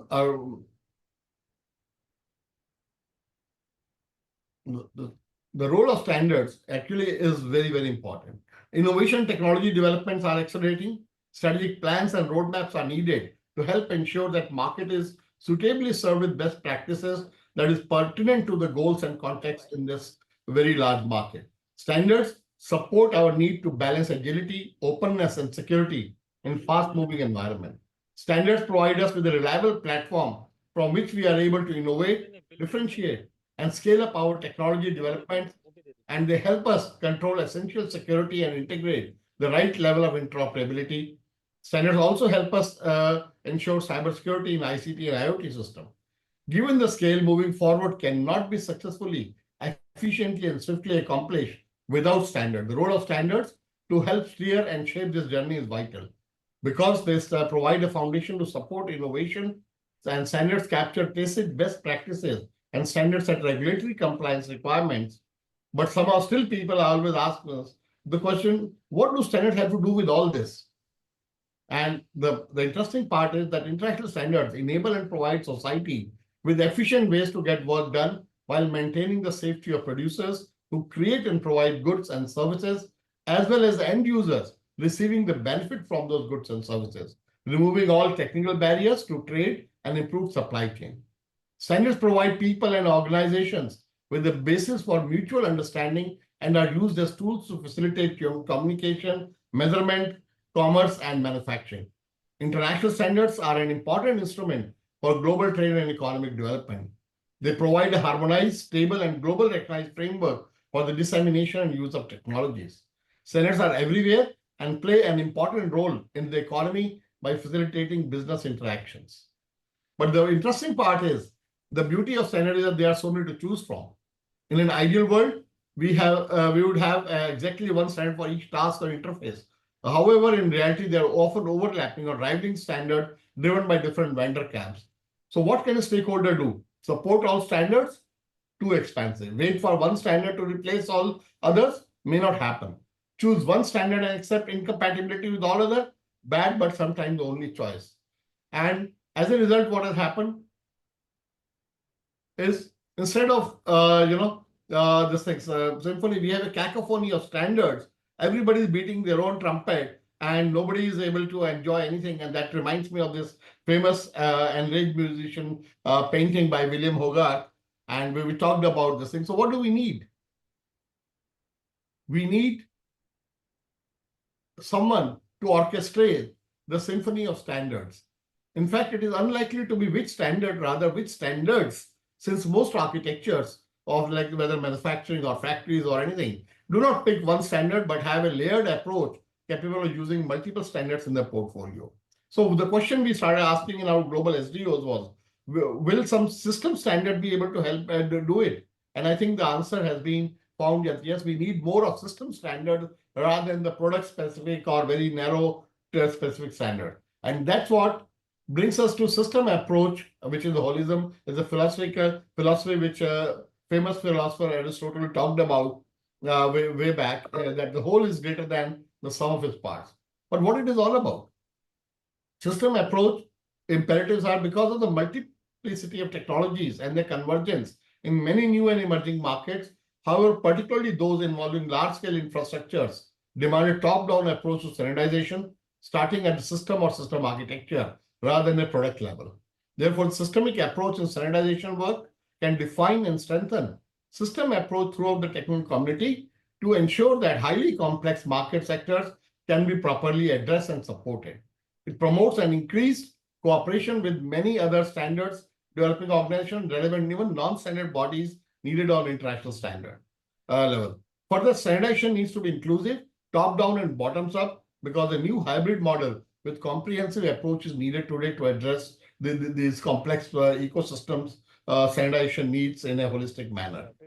And these are the some of the some system approach demystified. I'm not going to details right now, but you'll say why I'm talking about this, because whether we talk about sustainability or we talk about circularity, you see these are so many concepts. How do we deal with so many individual concepts or combination of all these concepts when we want to certify that my product, my system, my organization, my factory, my manufacturing process, my design is circular, it's sustainable. How do I do that? So I think that's where we need a systems approach and even standardization. So what we do is start like this is one of the approaches, like sorting, measuring the like into different aspects, different classifications. Okay, then so basically what we need to do is we need to measure and standardize circularity. What is the landscape of standards? This thing to advance more circular strategy, system, or economy, it is time to move beyond theoretical and anecdotal success to a data-driven decisions and outcome. Yet the landscape of metrics, standards, and tool measuring circularity is nascent and evolving. What tools exist to measure circular outcomes and what will be best served for your strategy? What are intended application for those tools and how can your organization leverage them in practice? This is something which is still, I think, work is going on. A lot of work has been already done, but there's still a lot of work is going on. But here's some kind of an initial this thing where it all began with the UL standard, way back EC 2799, environmental claim validation procedure for zero waste to landfill. Okay, then similar, like disposal and diversion. Then this is the World Business Council, this thing, system for this thing. Then this is a high level methodology to calculate the circularity. This is very high level, but then I think UL has come up with a very interesting circularity assessment standard as per UL 3600. We have split this into the like sphere 1, 2, sphere 2, sphere 3, like in for GHG emissions. And what we have done here is exactly we have taken up like include performance of directly owned and operated organizations assets. Sphere 2 include tier 1 suppliers and those suppliers who supply parts of services directly to the organization, including contractors. And sphere 3 includes from full life cycle of the product, sites, organization participating in the supply chain, delivery and use of products or services. Okay, so circularity in each sphere needs to be assessed or on 5 basic aspects as for circularity: material, energy usage, air emission, water flow, and social impact. And so this is the standard actually UL 3600 measuring and reporting circular economy aspect of products, sites, and organization. I think now even edition 2 is already now edited, where there are some more additions which have gone further into. But like this is a little bit peek into this UL 3600. How do the model of circularity metrics from inflows to outflows? How do we do all this? And then even spheres of measurement, they have been all defined properly so that it guides you how to actually evaluate your circularity. There are so many other actually frameworks also. But before I come to that, I think what we need to understand, circular economy, of course, it primarily focuses on material flows, including environmental, social, but also includes environmental, social, and economic impact of material flows. If a product is to be circular, both environmental and social considerations should also be addressed. Social impacts from circular economy are valid, and in order to prioritize the just transition to circular economy, social implication must be considered. Social metrics are widely used in ESG and corporate social responsibility reporting. So I think that is what it is all about. I the circularity and sustainability aspect to our respective organization, we need to understand the genesis, identify the relevant frameworks, matrices, standards that would be applicable to our particular line of business, line of industry, products, and all that. And then, see how do we now leverage them and apply them in our respective business, design, manufacturing, and all that. And, before I conclude, I think within electronics, like I think there were three different ecosystems talked about: semiconductor, like chips, and then EVs and electronic products. I think these three ecosystems are entirely three different ecosystems. If you really ask me, electronic products are like electronic, to design electronics products from different diverse electronics, discrete, active, passive component, and microprocessors, etc. But so that's electronic design. But then when you talk about the chip design or the chip fabrication, it's an entirely different business. There's nothing electronics about it. It's more of a mechanical manufacturing process, and that too of a very different way, where we need a very, very high volume of ultra pure water, ultra clean gases, and so many other processes in the manufacturing assembling of a highest accuracy. That I think there the challenges of circularity and sustainability are entirely different from electronics product or system manufacturing organization.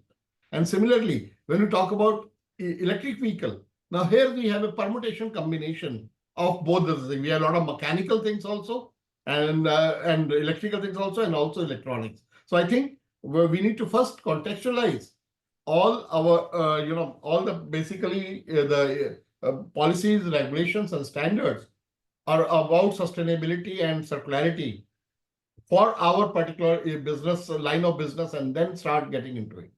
Whatever said and done, for whichever aspect, we need to identify the stakeholders, including the relative allocation of threat, harms, promises, benefits among them. And then we all need to work together, whether they are SDOs, governments, policymakers and regulators, system developers and business organizations, academia and research, or even intergovernmental and NGOs, because there's a lot of, we are talking about sustainability, talking about a lot of social aspects and ethical aspects. So key takeaways that for learning from this journey has been that we need to develop a comprehensive approach to sustainability, security, and resilience, leveraging disruptive technologies, but all the same, ethically aligned design. And in this ethically aligned design, we are not talking about the bias and all that about AI, but also sustainability as an ethics also, and adopt system approach to standardization whenever we are dealing with the complex paradigms. So some of these are my takeaways: that climate change is a wicked problem. Dealing with it means we find solutions at the intersection of social, technological, economic, and natural system. If we do not succeed in constraining climate change, we will also lose most of the natural world as we know it. And nature is perhaps the most complex word in the language. We need true nature positive solutions to address climate change if we are looking at that. And today, you need a technology-led business strategy, and not a business strategy only supported half-heartedly by technology. And societies should be judged on their ability to deliver to citizens most of their human needs: food, shelter, education, a clean environment, a sense of community, and a sense of purpose in life.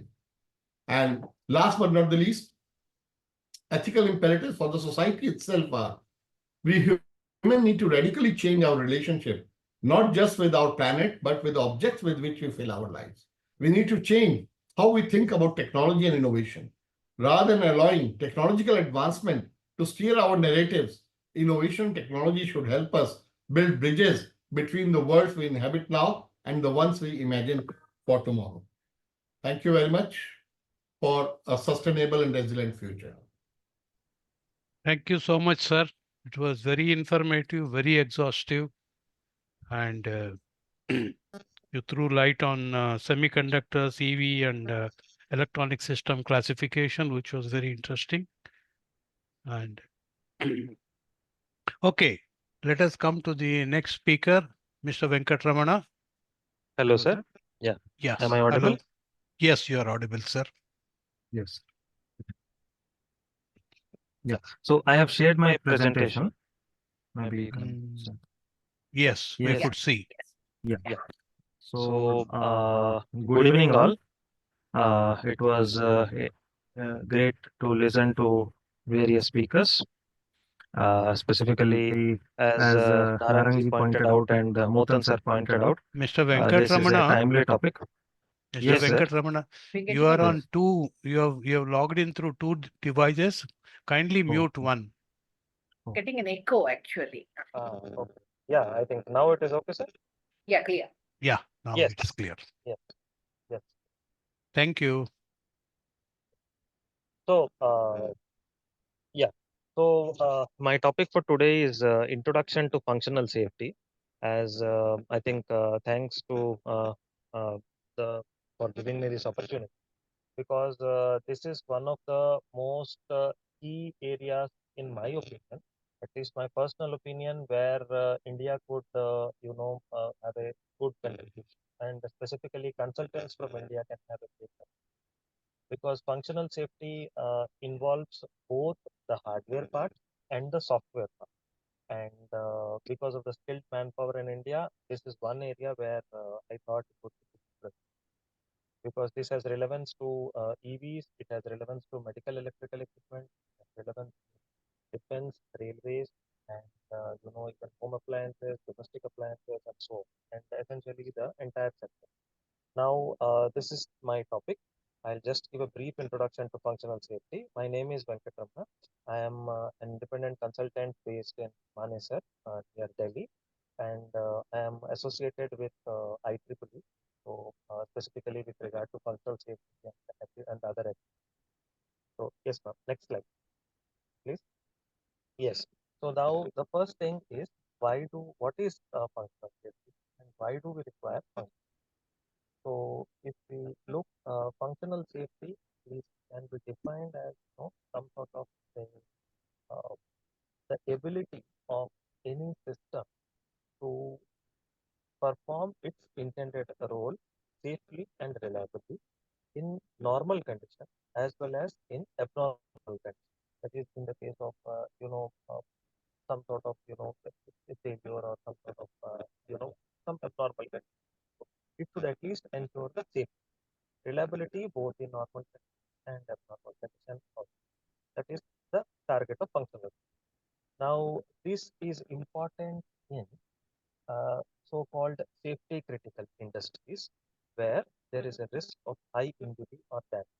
So, commonly there are 5 or 6 industries, mainly automotive, aerospace, medical devices, industrial equipment, and you can add railways. That is, these are the key. Now, here what it is there that this entire functional safety framework is based upon a risk where we identify certain potential hazards and then try to mitigate those. And the mitigation, the methods of mitigation have both a software component as well as a hardware. And the compliance to functional safety is necessitated by customer expectations, legal requirements, regulatory mandates, and insurance obligations. Sorry, Venkatji. Sorry for the interruption. Can you please, raise your voice a little? It is actually very feeble. Can you speak Okay, a now little louder? is it audible, ma'am? Yeah, this is very clear. Yeah, Perfect. yeah, Thank you. yeah. So compliance is often necessitated by customer expectations, legal requirements, regulatory mandates, and insurance obligations. And specifically for any manufacturers who want to export their product, complying to functional safety is it would be like an absolute necessity if you want to export your product to developed markets specifically.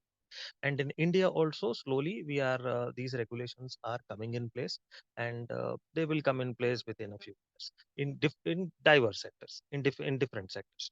So next slide, please. So here I have given a schematic of a cyber physical system. So so essentially what we have is here we have got data for describing the functional safety. If you I was looking for a simple example which everyone could understand, then I got this reference from Professor Nancy Levison of MIT. She has proposed this model. This is essentially a model of a cyber human physical system where human is also present. So here we have got a system has got you can model it by sensors and actuators, and there they have shown the control process and the controller. So this controller is also shown, which can be either a human or a computer. And this model is one of the simplest models for describing functional safety. So I have included it for the engineers among you. That is the thing. And if you can refer to, if you can look for this paper, this is a very famous paper by Nancy Levison, and from there we have taken this. Next slide, ma'am. Yeah. So now in the different sectors covered by functional safety, if we look at it, then we have a standard called, there are diverse sectors as I mentioned earlier, and the standard IEC 61508 is kind of the mother standard, and this essentially covers, this is the base standard, and which covers the functional safety of electrical, electronic, or programmable electronic safety related systems. I'll come to that term in a bit. And then we have specific industry specific standards such as IEC 61511 is relevant for process industry. ISO 26262 is a specific for automotive industry. I have written ISO, sorry, it's a typo. It is IEC 62304. This is a standard which is relevant to medical electrical equipment. Next slide, ma'am. Yeah. Next slide. Yes. So now if we look here, we have got an overview of the IEC 61508, which is the mother standard, you can call it like the rather the base standard in the area of function. And this is a standard published by International Electrotechnical Commission, which has got 7 parts, and I'll just briefly dwell on them. So this standard, in this standard, the part or rather the phases 1 to 5 address, or if you can see the standard 1 to 3 or part 1 to 3 contain the requirements related to this field, and the part 4 contains the definition, and part 5 to 7 are the guidelines and examples for development and are important. Now this is the series structure, and here this entire series has got two essential principles. The first one is that any engineering process uh, can be referred as a safety life cycle, and this safety life cycle can be defined based on best practices in order to discover and eliminate design related errors. And the second thing is this entire approach assumes is based on risk analysis and probability. So next slide, please. Next slide, please. Next slide, please. Yes. So here I have thank So here I have tried to summarize the entire functional safety into one slide. I tried my best. I gave my best shot, and I hope it would be slightly difficult because each topic is a vast area. So here I will try to describe this. So before that, I would like to briefly conceive all of you to briefly conceive of what is a programmable electrical electronic system. So this is nothing but any device which commonly has a microcontroller, which you find in our daily lives. So many of them are there, and nowadays every automobile also has one, and medical devices, medical electrical equipment also. Now, if we divide the entire part, and if you look at what is so the microcontroller is essentially the brain of any any electronic device. Now, if we look a bit more carefully, we will find that there is a microcontroller, and then there are around 4 or 5 key components. So first one is the microcontroller chip itself, which is of course the hardware. The second one would be the compiler or the IDE, because the microcontroller will also have a certain library of files. And the next we have got usually, if you observe, there is something called RTOS, which stands for real time operating systems, which is a critical component in these uh, programmable electronic systems. And then we have got another component which is which is the microcontroller, the compiler, the IDE, the RTOS, and the actual code which is written. And these four are the key parts. And the rest of the hardware also is involved. And in the hardware, the components which are critical for safety are referred to as safety critical components. And I'll come in detail. I'll explain this figure now.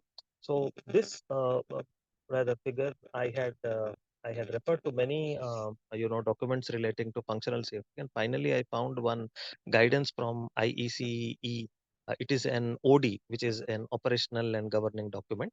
And there they had given a table, and I have tried to summarize this table. I have tried to refer to two different tables, and I have merged it in a figure form.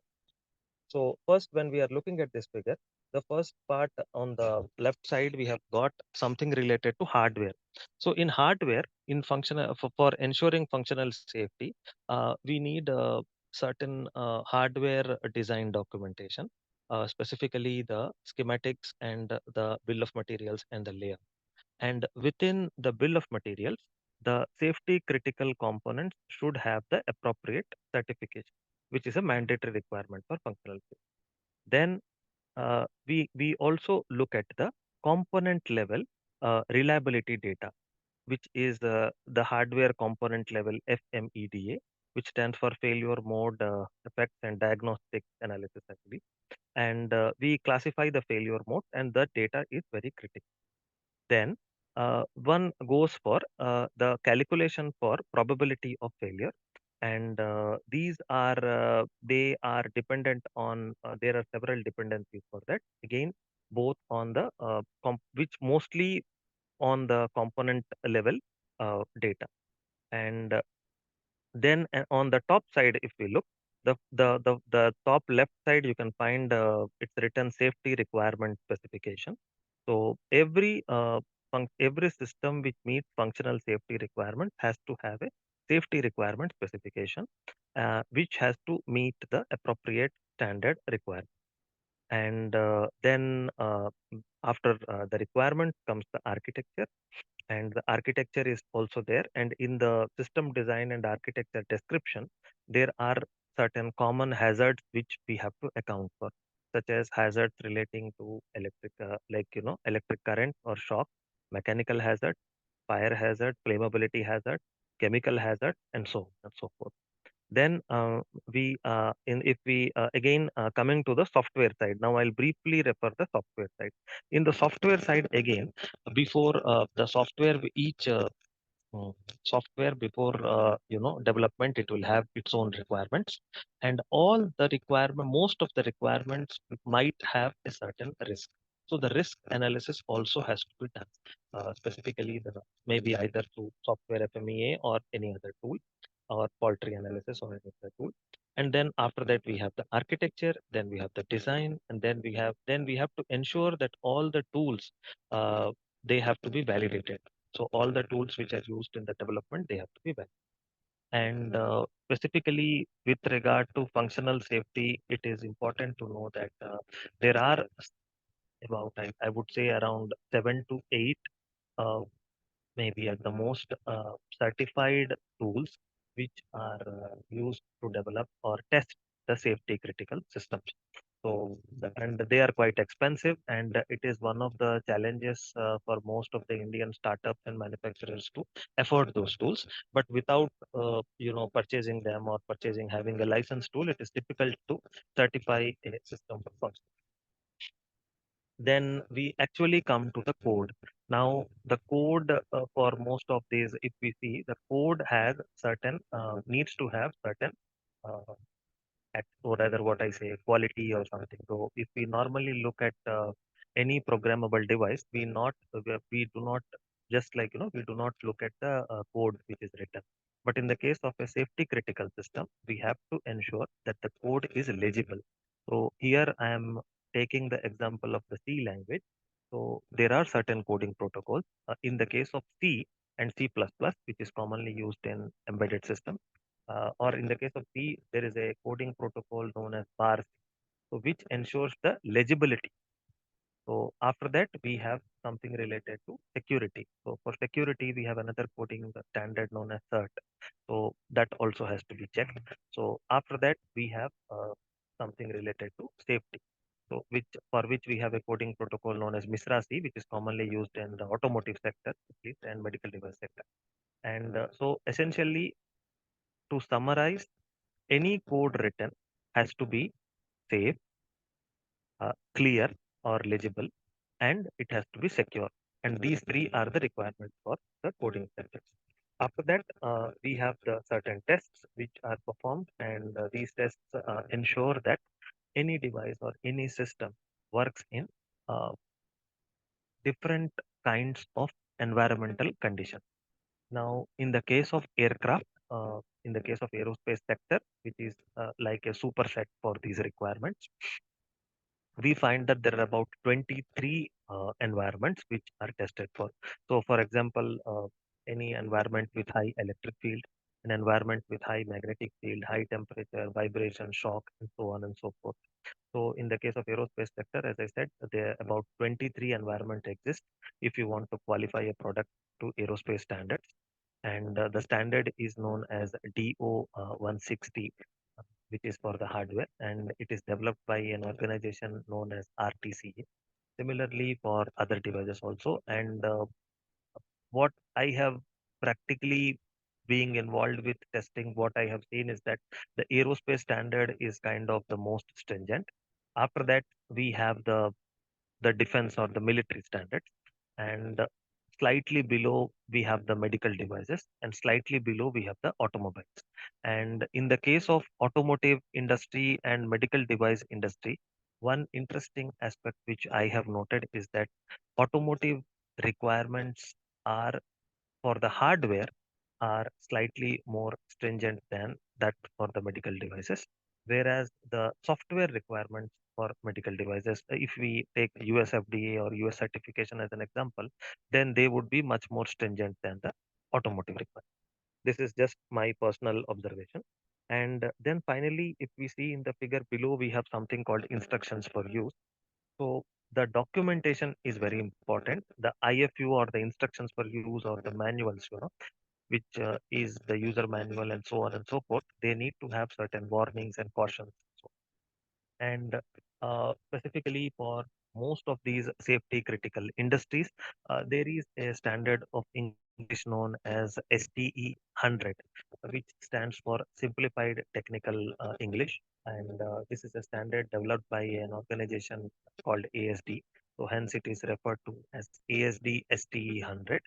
And the advantage of using this for our documentation purpose is that it is a kind of it's a version of simplified English which is understood by maybe which can be understood by many people in the same without ambiguities. So for example, if a German is reading the document, they will also be, it will be easy for them to understand. And similarly the French and the Germans basically have developed it, so that is there. That's the part. Then, so this in a nutshell covers the entire functional safety area briefly. And now, what is the importance? Again, I would like to state that unless and until the products built in India, they comply to global requirements, they cannot be exported and they cannot be used. One cannot access the global market. Hence, from the R&D stage itself, it is very important to ensure that any product or system developed meets these requirements. So that's all. So thank you. And any questions? We could take.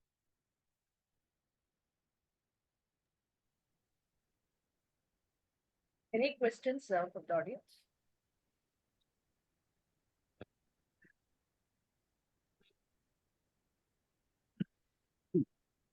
I have a question, Venkaji. Yes, ma'am. The test reports, when you do the functional testing in a laboratory, right? The test reports that are issued in the country by an accredited lab, when the Yes, ma'am. products are being exported, are these Yes, ma'am. reports being accepted, or the importing countries have their own requirements when it comes to testing? They so maybe since you are from quality field, like, you already know that if as far as our NABL, which is our organization in India is concerned, they have an MRA with ILAC.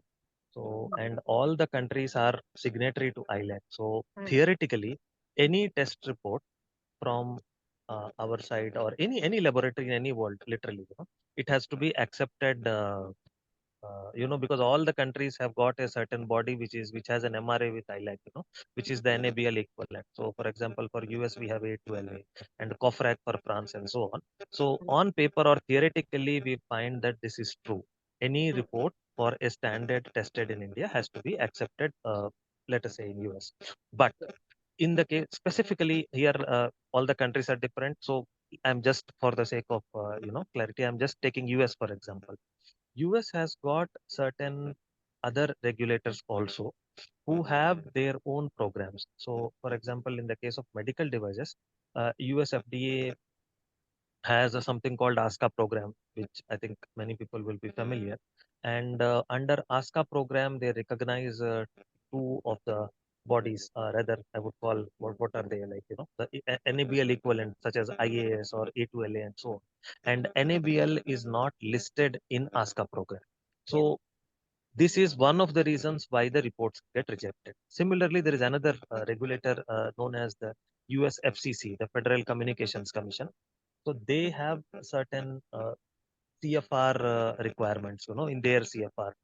So which are not exactly part of any ISO or IEC standard. So for a certain FCC test, for example, FCC Part 15 and Part 18, which I think most of our radio transmitters which we use, commonly, which everyone knows and uses. So these are not part of any IEC or ISO standard. Henceforth, nobody can actually, again, no Indian NABL accredited lab can give that report, because FCC is slightly, they have, the site has to be registered by FCC and so on and so forth. This is a practical example. Similarly, I have an experience with another US regulator, which is US Federal, I think FAA, Federal Aviation Authority. I slightly had an experience of them. They also have certain specific requirements which are rather their own guidelines, and for which are not part of any ISO or IEC standard. And it is difficult to find laboratories in India which are accredited to that particular standard.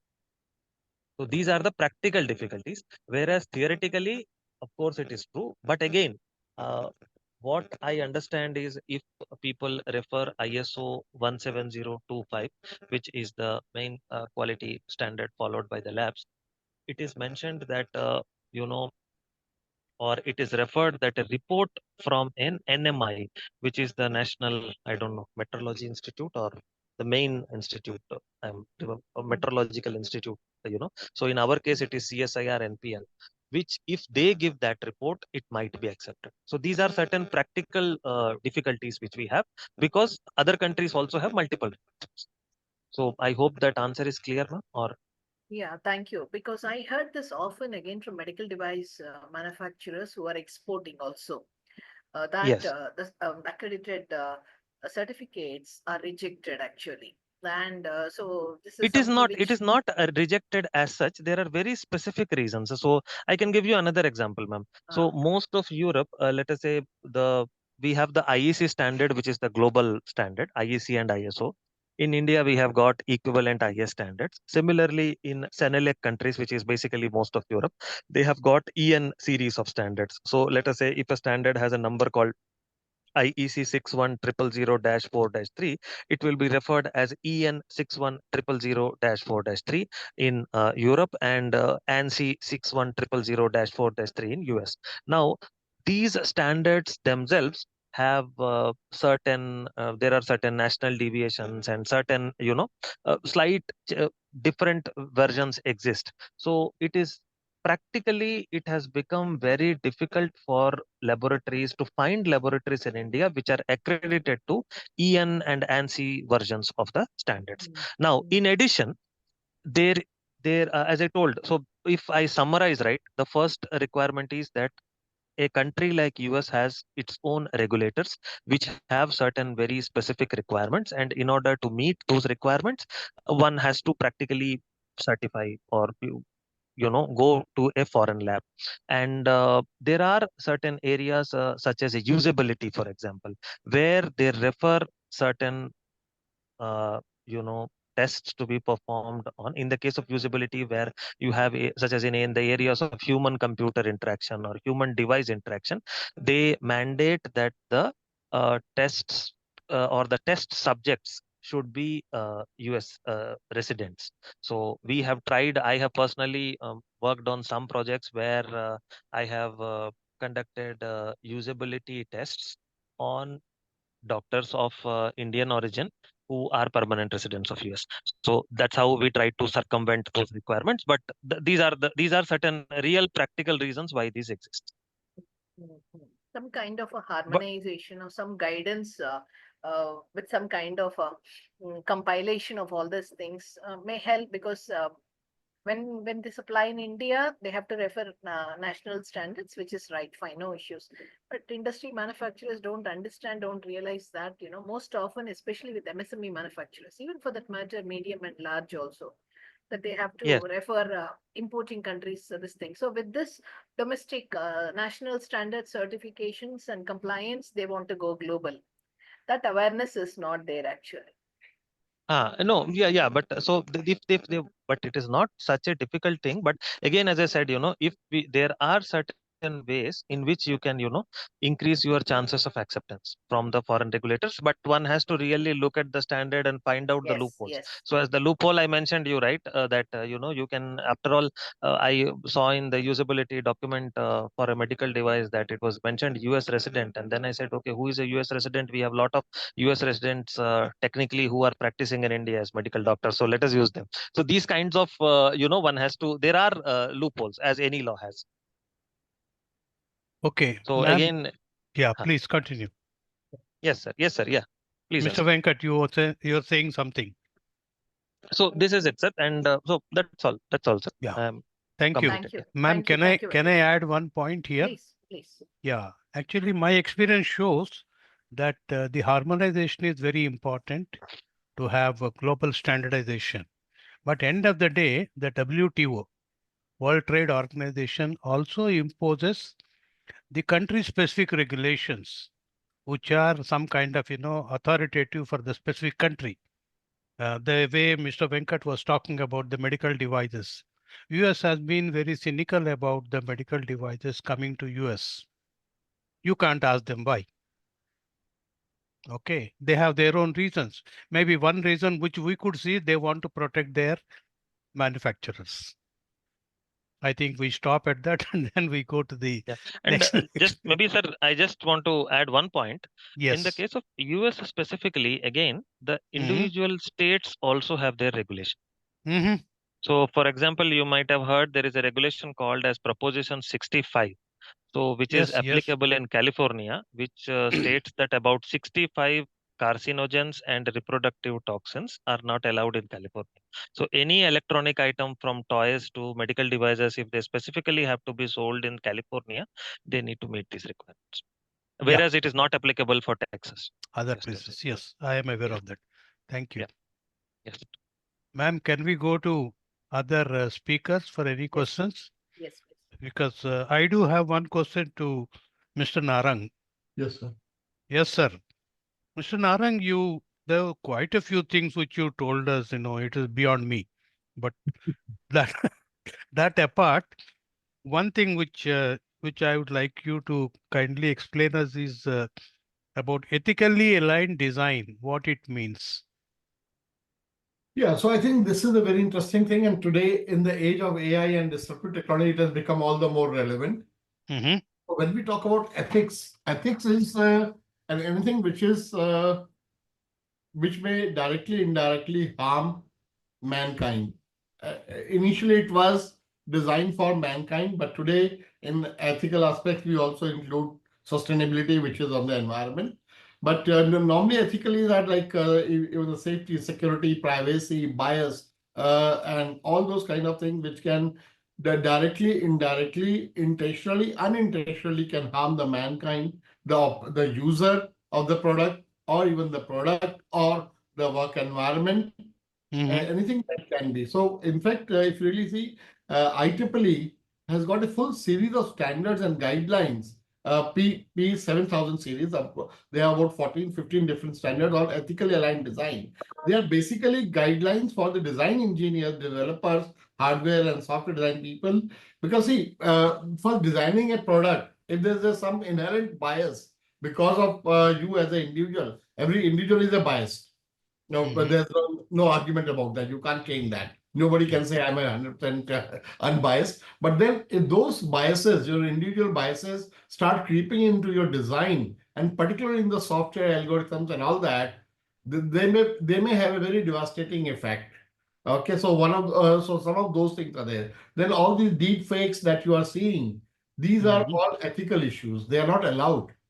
So there are strict regulations and policies coming up. This thing, but the only thing is, again, here when you talk about ethics, we need a governance and ethics, and even say, I think safety was a very important topic, and safety is even more important in context of AI. Now, Mm. because we are embedding AI in every smart product today or system.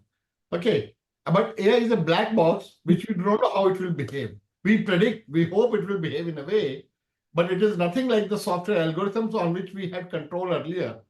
Okay, we Yeah. knew it will behave exactly in this particular way, and the outcome Mm. would be like this because of this is the way I've designed. AI is a Yeah. black box which can behave in an unpredictable outcome, may be a bit unpredictable also, unpredictable also. And in that case, it may damage the equipment, the product in which it is embedded, the user or the operator, or even the work environment. So those are the kind of aspects that we need to keep in mind while designing that. How do we make sure that the AI engine that I'm embedding into a product will not jeopardize the safety of the product, the system, the operator, the user, or the work environment? So there's so many, and basically all these disruptive technologies, they have certain implications. One of these things is carbon footprint itself, energy intensity, Yeah. like blockchain, everybody talks about. Blockchain, it has such a big carbon footprint. People do not understand it. We are talking about metaverse. We are talking about all the social media where we are giving our privacy rights to Mhm. all people, and people are trying to impersonate us, creating our avatars, fake digital identities. Okay, you see in Facebook, you get you already have someone as your friend, and you get an invite from him again, and that person is a fake profile, and that person starts asking you for money. So these Okay. are the kind of things where whether we are designing a hardware or a software or a product or a system, we need to ensure that there are no ethical concerns in the design, and there are certain matrices being developed even for them. Thank you, sir. Thank you so much. Anybody has question for Mr. Narang? Yeah, I would like to ask. I would Yes. like to know whether IEC is developing standards for sustainable electronics. Yes, IC. Sustainability is split into IC, ISO, and quite a many aspects. So IEC deals with material flow and all that. Okay, so those are the aspect and environmental aspects. They are dealing with those, but there are overall sustainability aspects are being dealt more with the by the ISO part. Okay. Yeah. Okay. So from IEC, there are no specific standards on sustainability. It's a combination, collaborative initiative. Yeah, so IEC, ISO work like a Uh, team. all They right. don't Okay. Okay. Fine. they Okay. don't overlap each other's this thing. They work in total collaboration and Right. complementary to each other. So the standard gets developed. It's a collaborative initiative. That is why that Yes. ISO/IEC. Fine. Thank you. Yes. Because we've not seen much, actually, even from ISO on sustainability, it's going in a different direction, but not electronics related and things like that. Not many conversations are happening.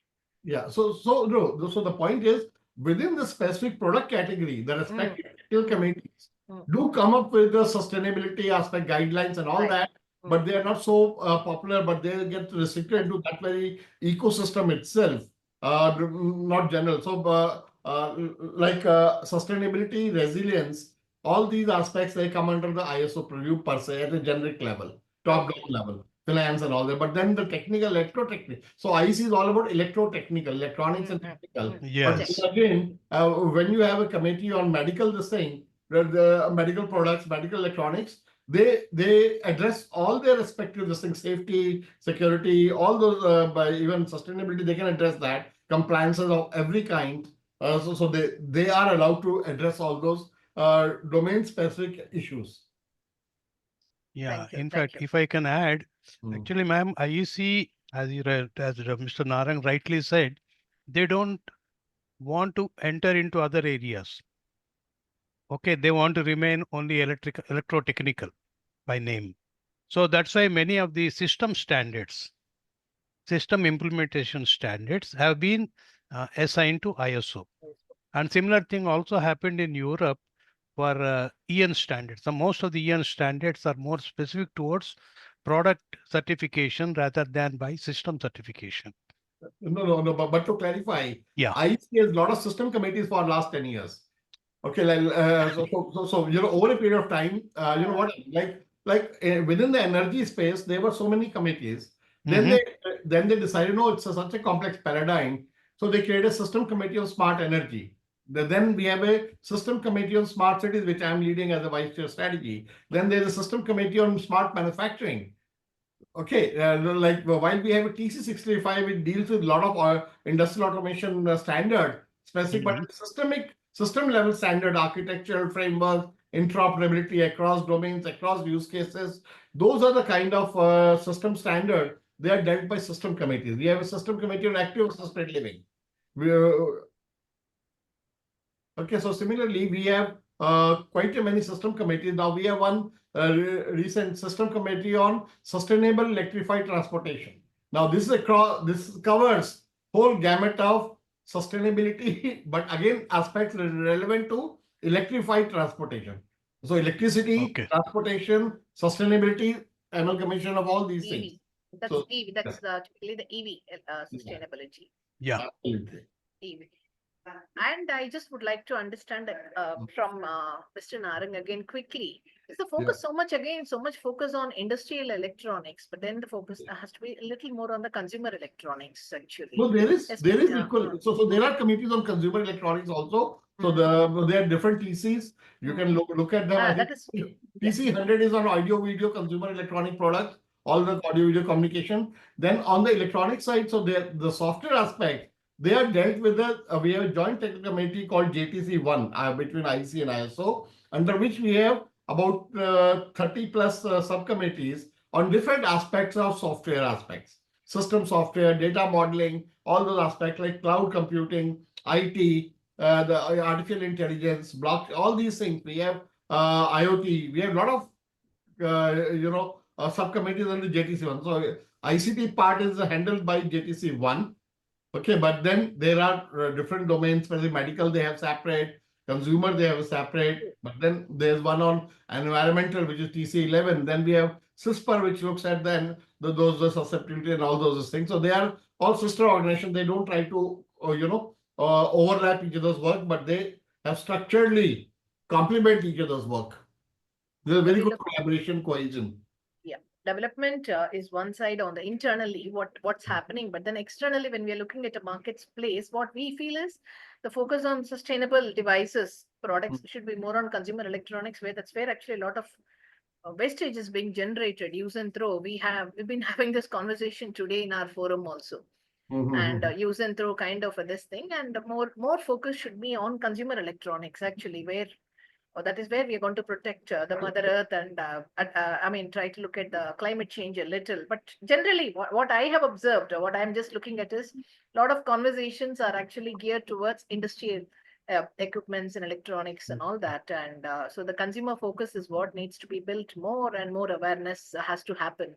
That is what I just wanted to say that. That's all it is, nothing else. No, I understand that. Thank you. But see, as a global SDO, they address a topic holistically, not specific domains. But if there's a demand need, they can come up with a specific standard. If there's a proposal by any country, any stakeholder, they'll be happy to focus on that area also. Not that. So if we want, we can create a proposal from India and take it to the relevant committee who is dealing with the sustainability aspects of the products, and we can address the consumer's products or whatever we want to do that. We can bring a proposal, they'll be happy to work with it. Not a technical person, we don't know much deeper into it, but the technological obsolescence is what we are little worried about in the consumer product space. Consumer product space, this use and throw. So we're actually, I don't know whether the standards capture it. I don't actually get into reading this technical manuals or product manuals.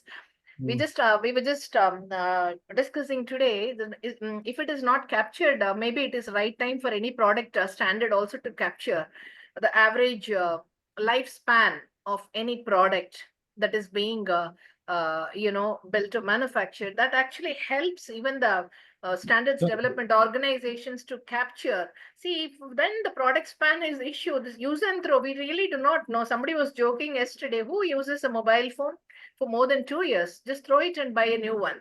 See, that is why we are talking about the consumer electronics. It's not just a No, I mobile phone. completely understand. I completely understand. There have been a lot of discussion on this topic, but I'll tell you one thing: the very political agenda, global politics is to be candid. There Can are I make very a strong point? lobbies. There Can I are It's a very make a strong political point? agenda. lobbies who will block it, and so there have been discussions. But know this thing, and there have been a lot of frameworks are being developed by a lot of bodies, even intergovernmental NGOs and all that. But the point is, there needs to be consensus to become a global standard. That is So, what it is. Can I Yeah, make a point here? yeah, please, please, Dr. Jogi. please. If you see, madam, entire world is going for having the new product, and one terminology is called force obsolescence. So all the manufacturers now are going for a force obsolescence where their software's updation will be stopped after 2-3 years.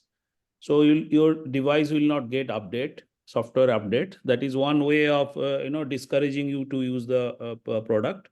And they are continuously changing their components and design, and they are not having the spare parts after 2-3 years. These are all different things.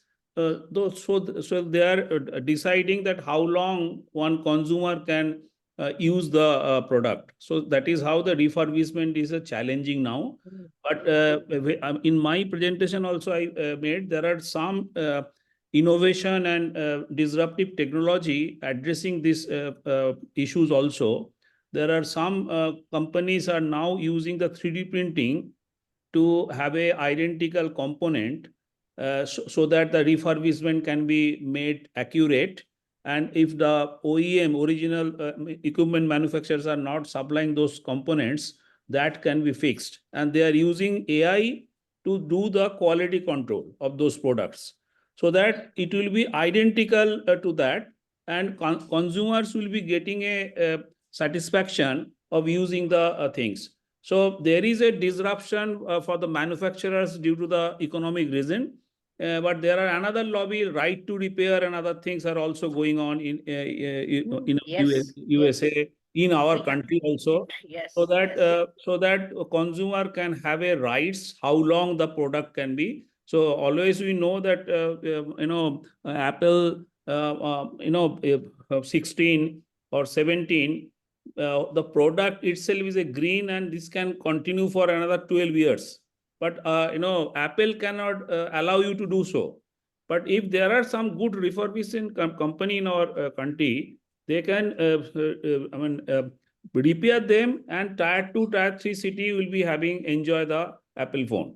So this is a fight, as Mr. Narang told, between the environmental activist and the product manufacturers. So the government of that country should see how. And another question, madam, CPCB, Central Pollution Control Board, come up with the end of life, but that is not based on anything. Like for smartphone, they are having the 5 years. For feature phone, they are having a 7 years.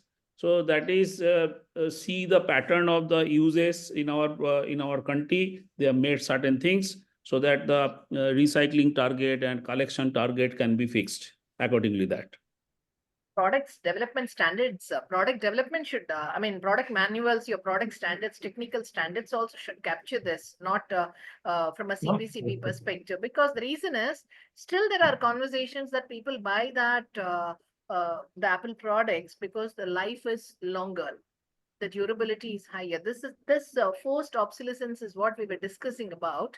So when we buy a product, no manufacturer, no reseller will tell us what is going to be the lifespan of this. That's a very casual question we ask as a consumer, but we never get a direct answer.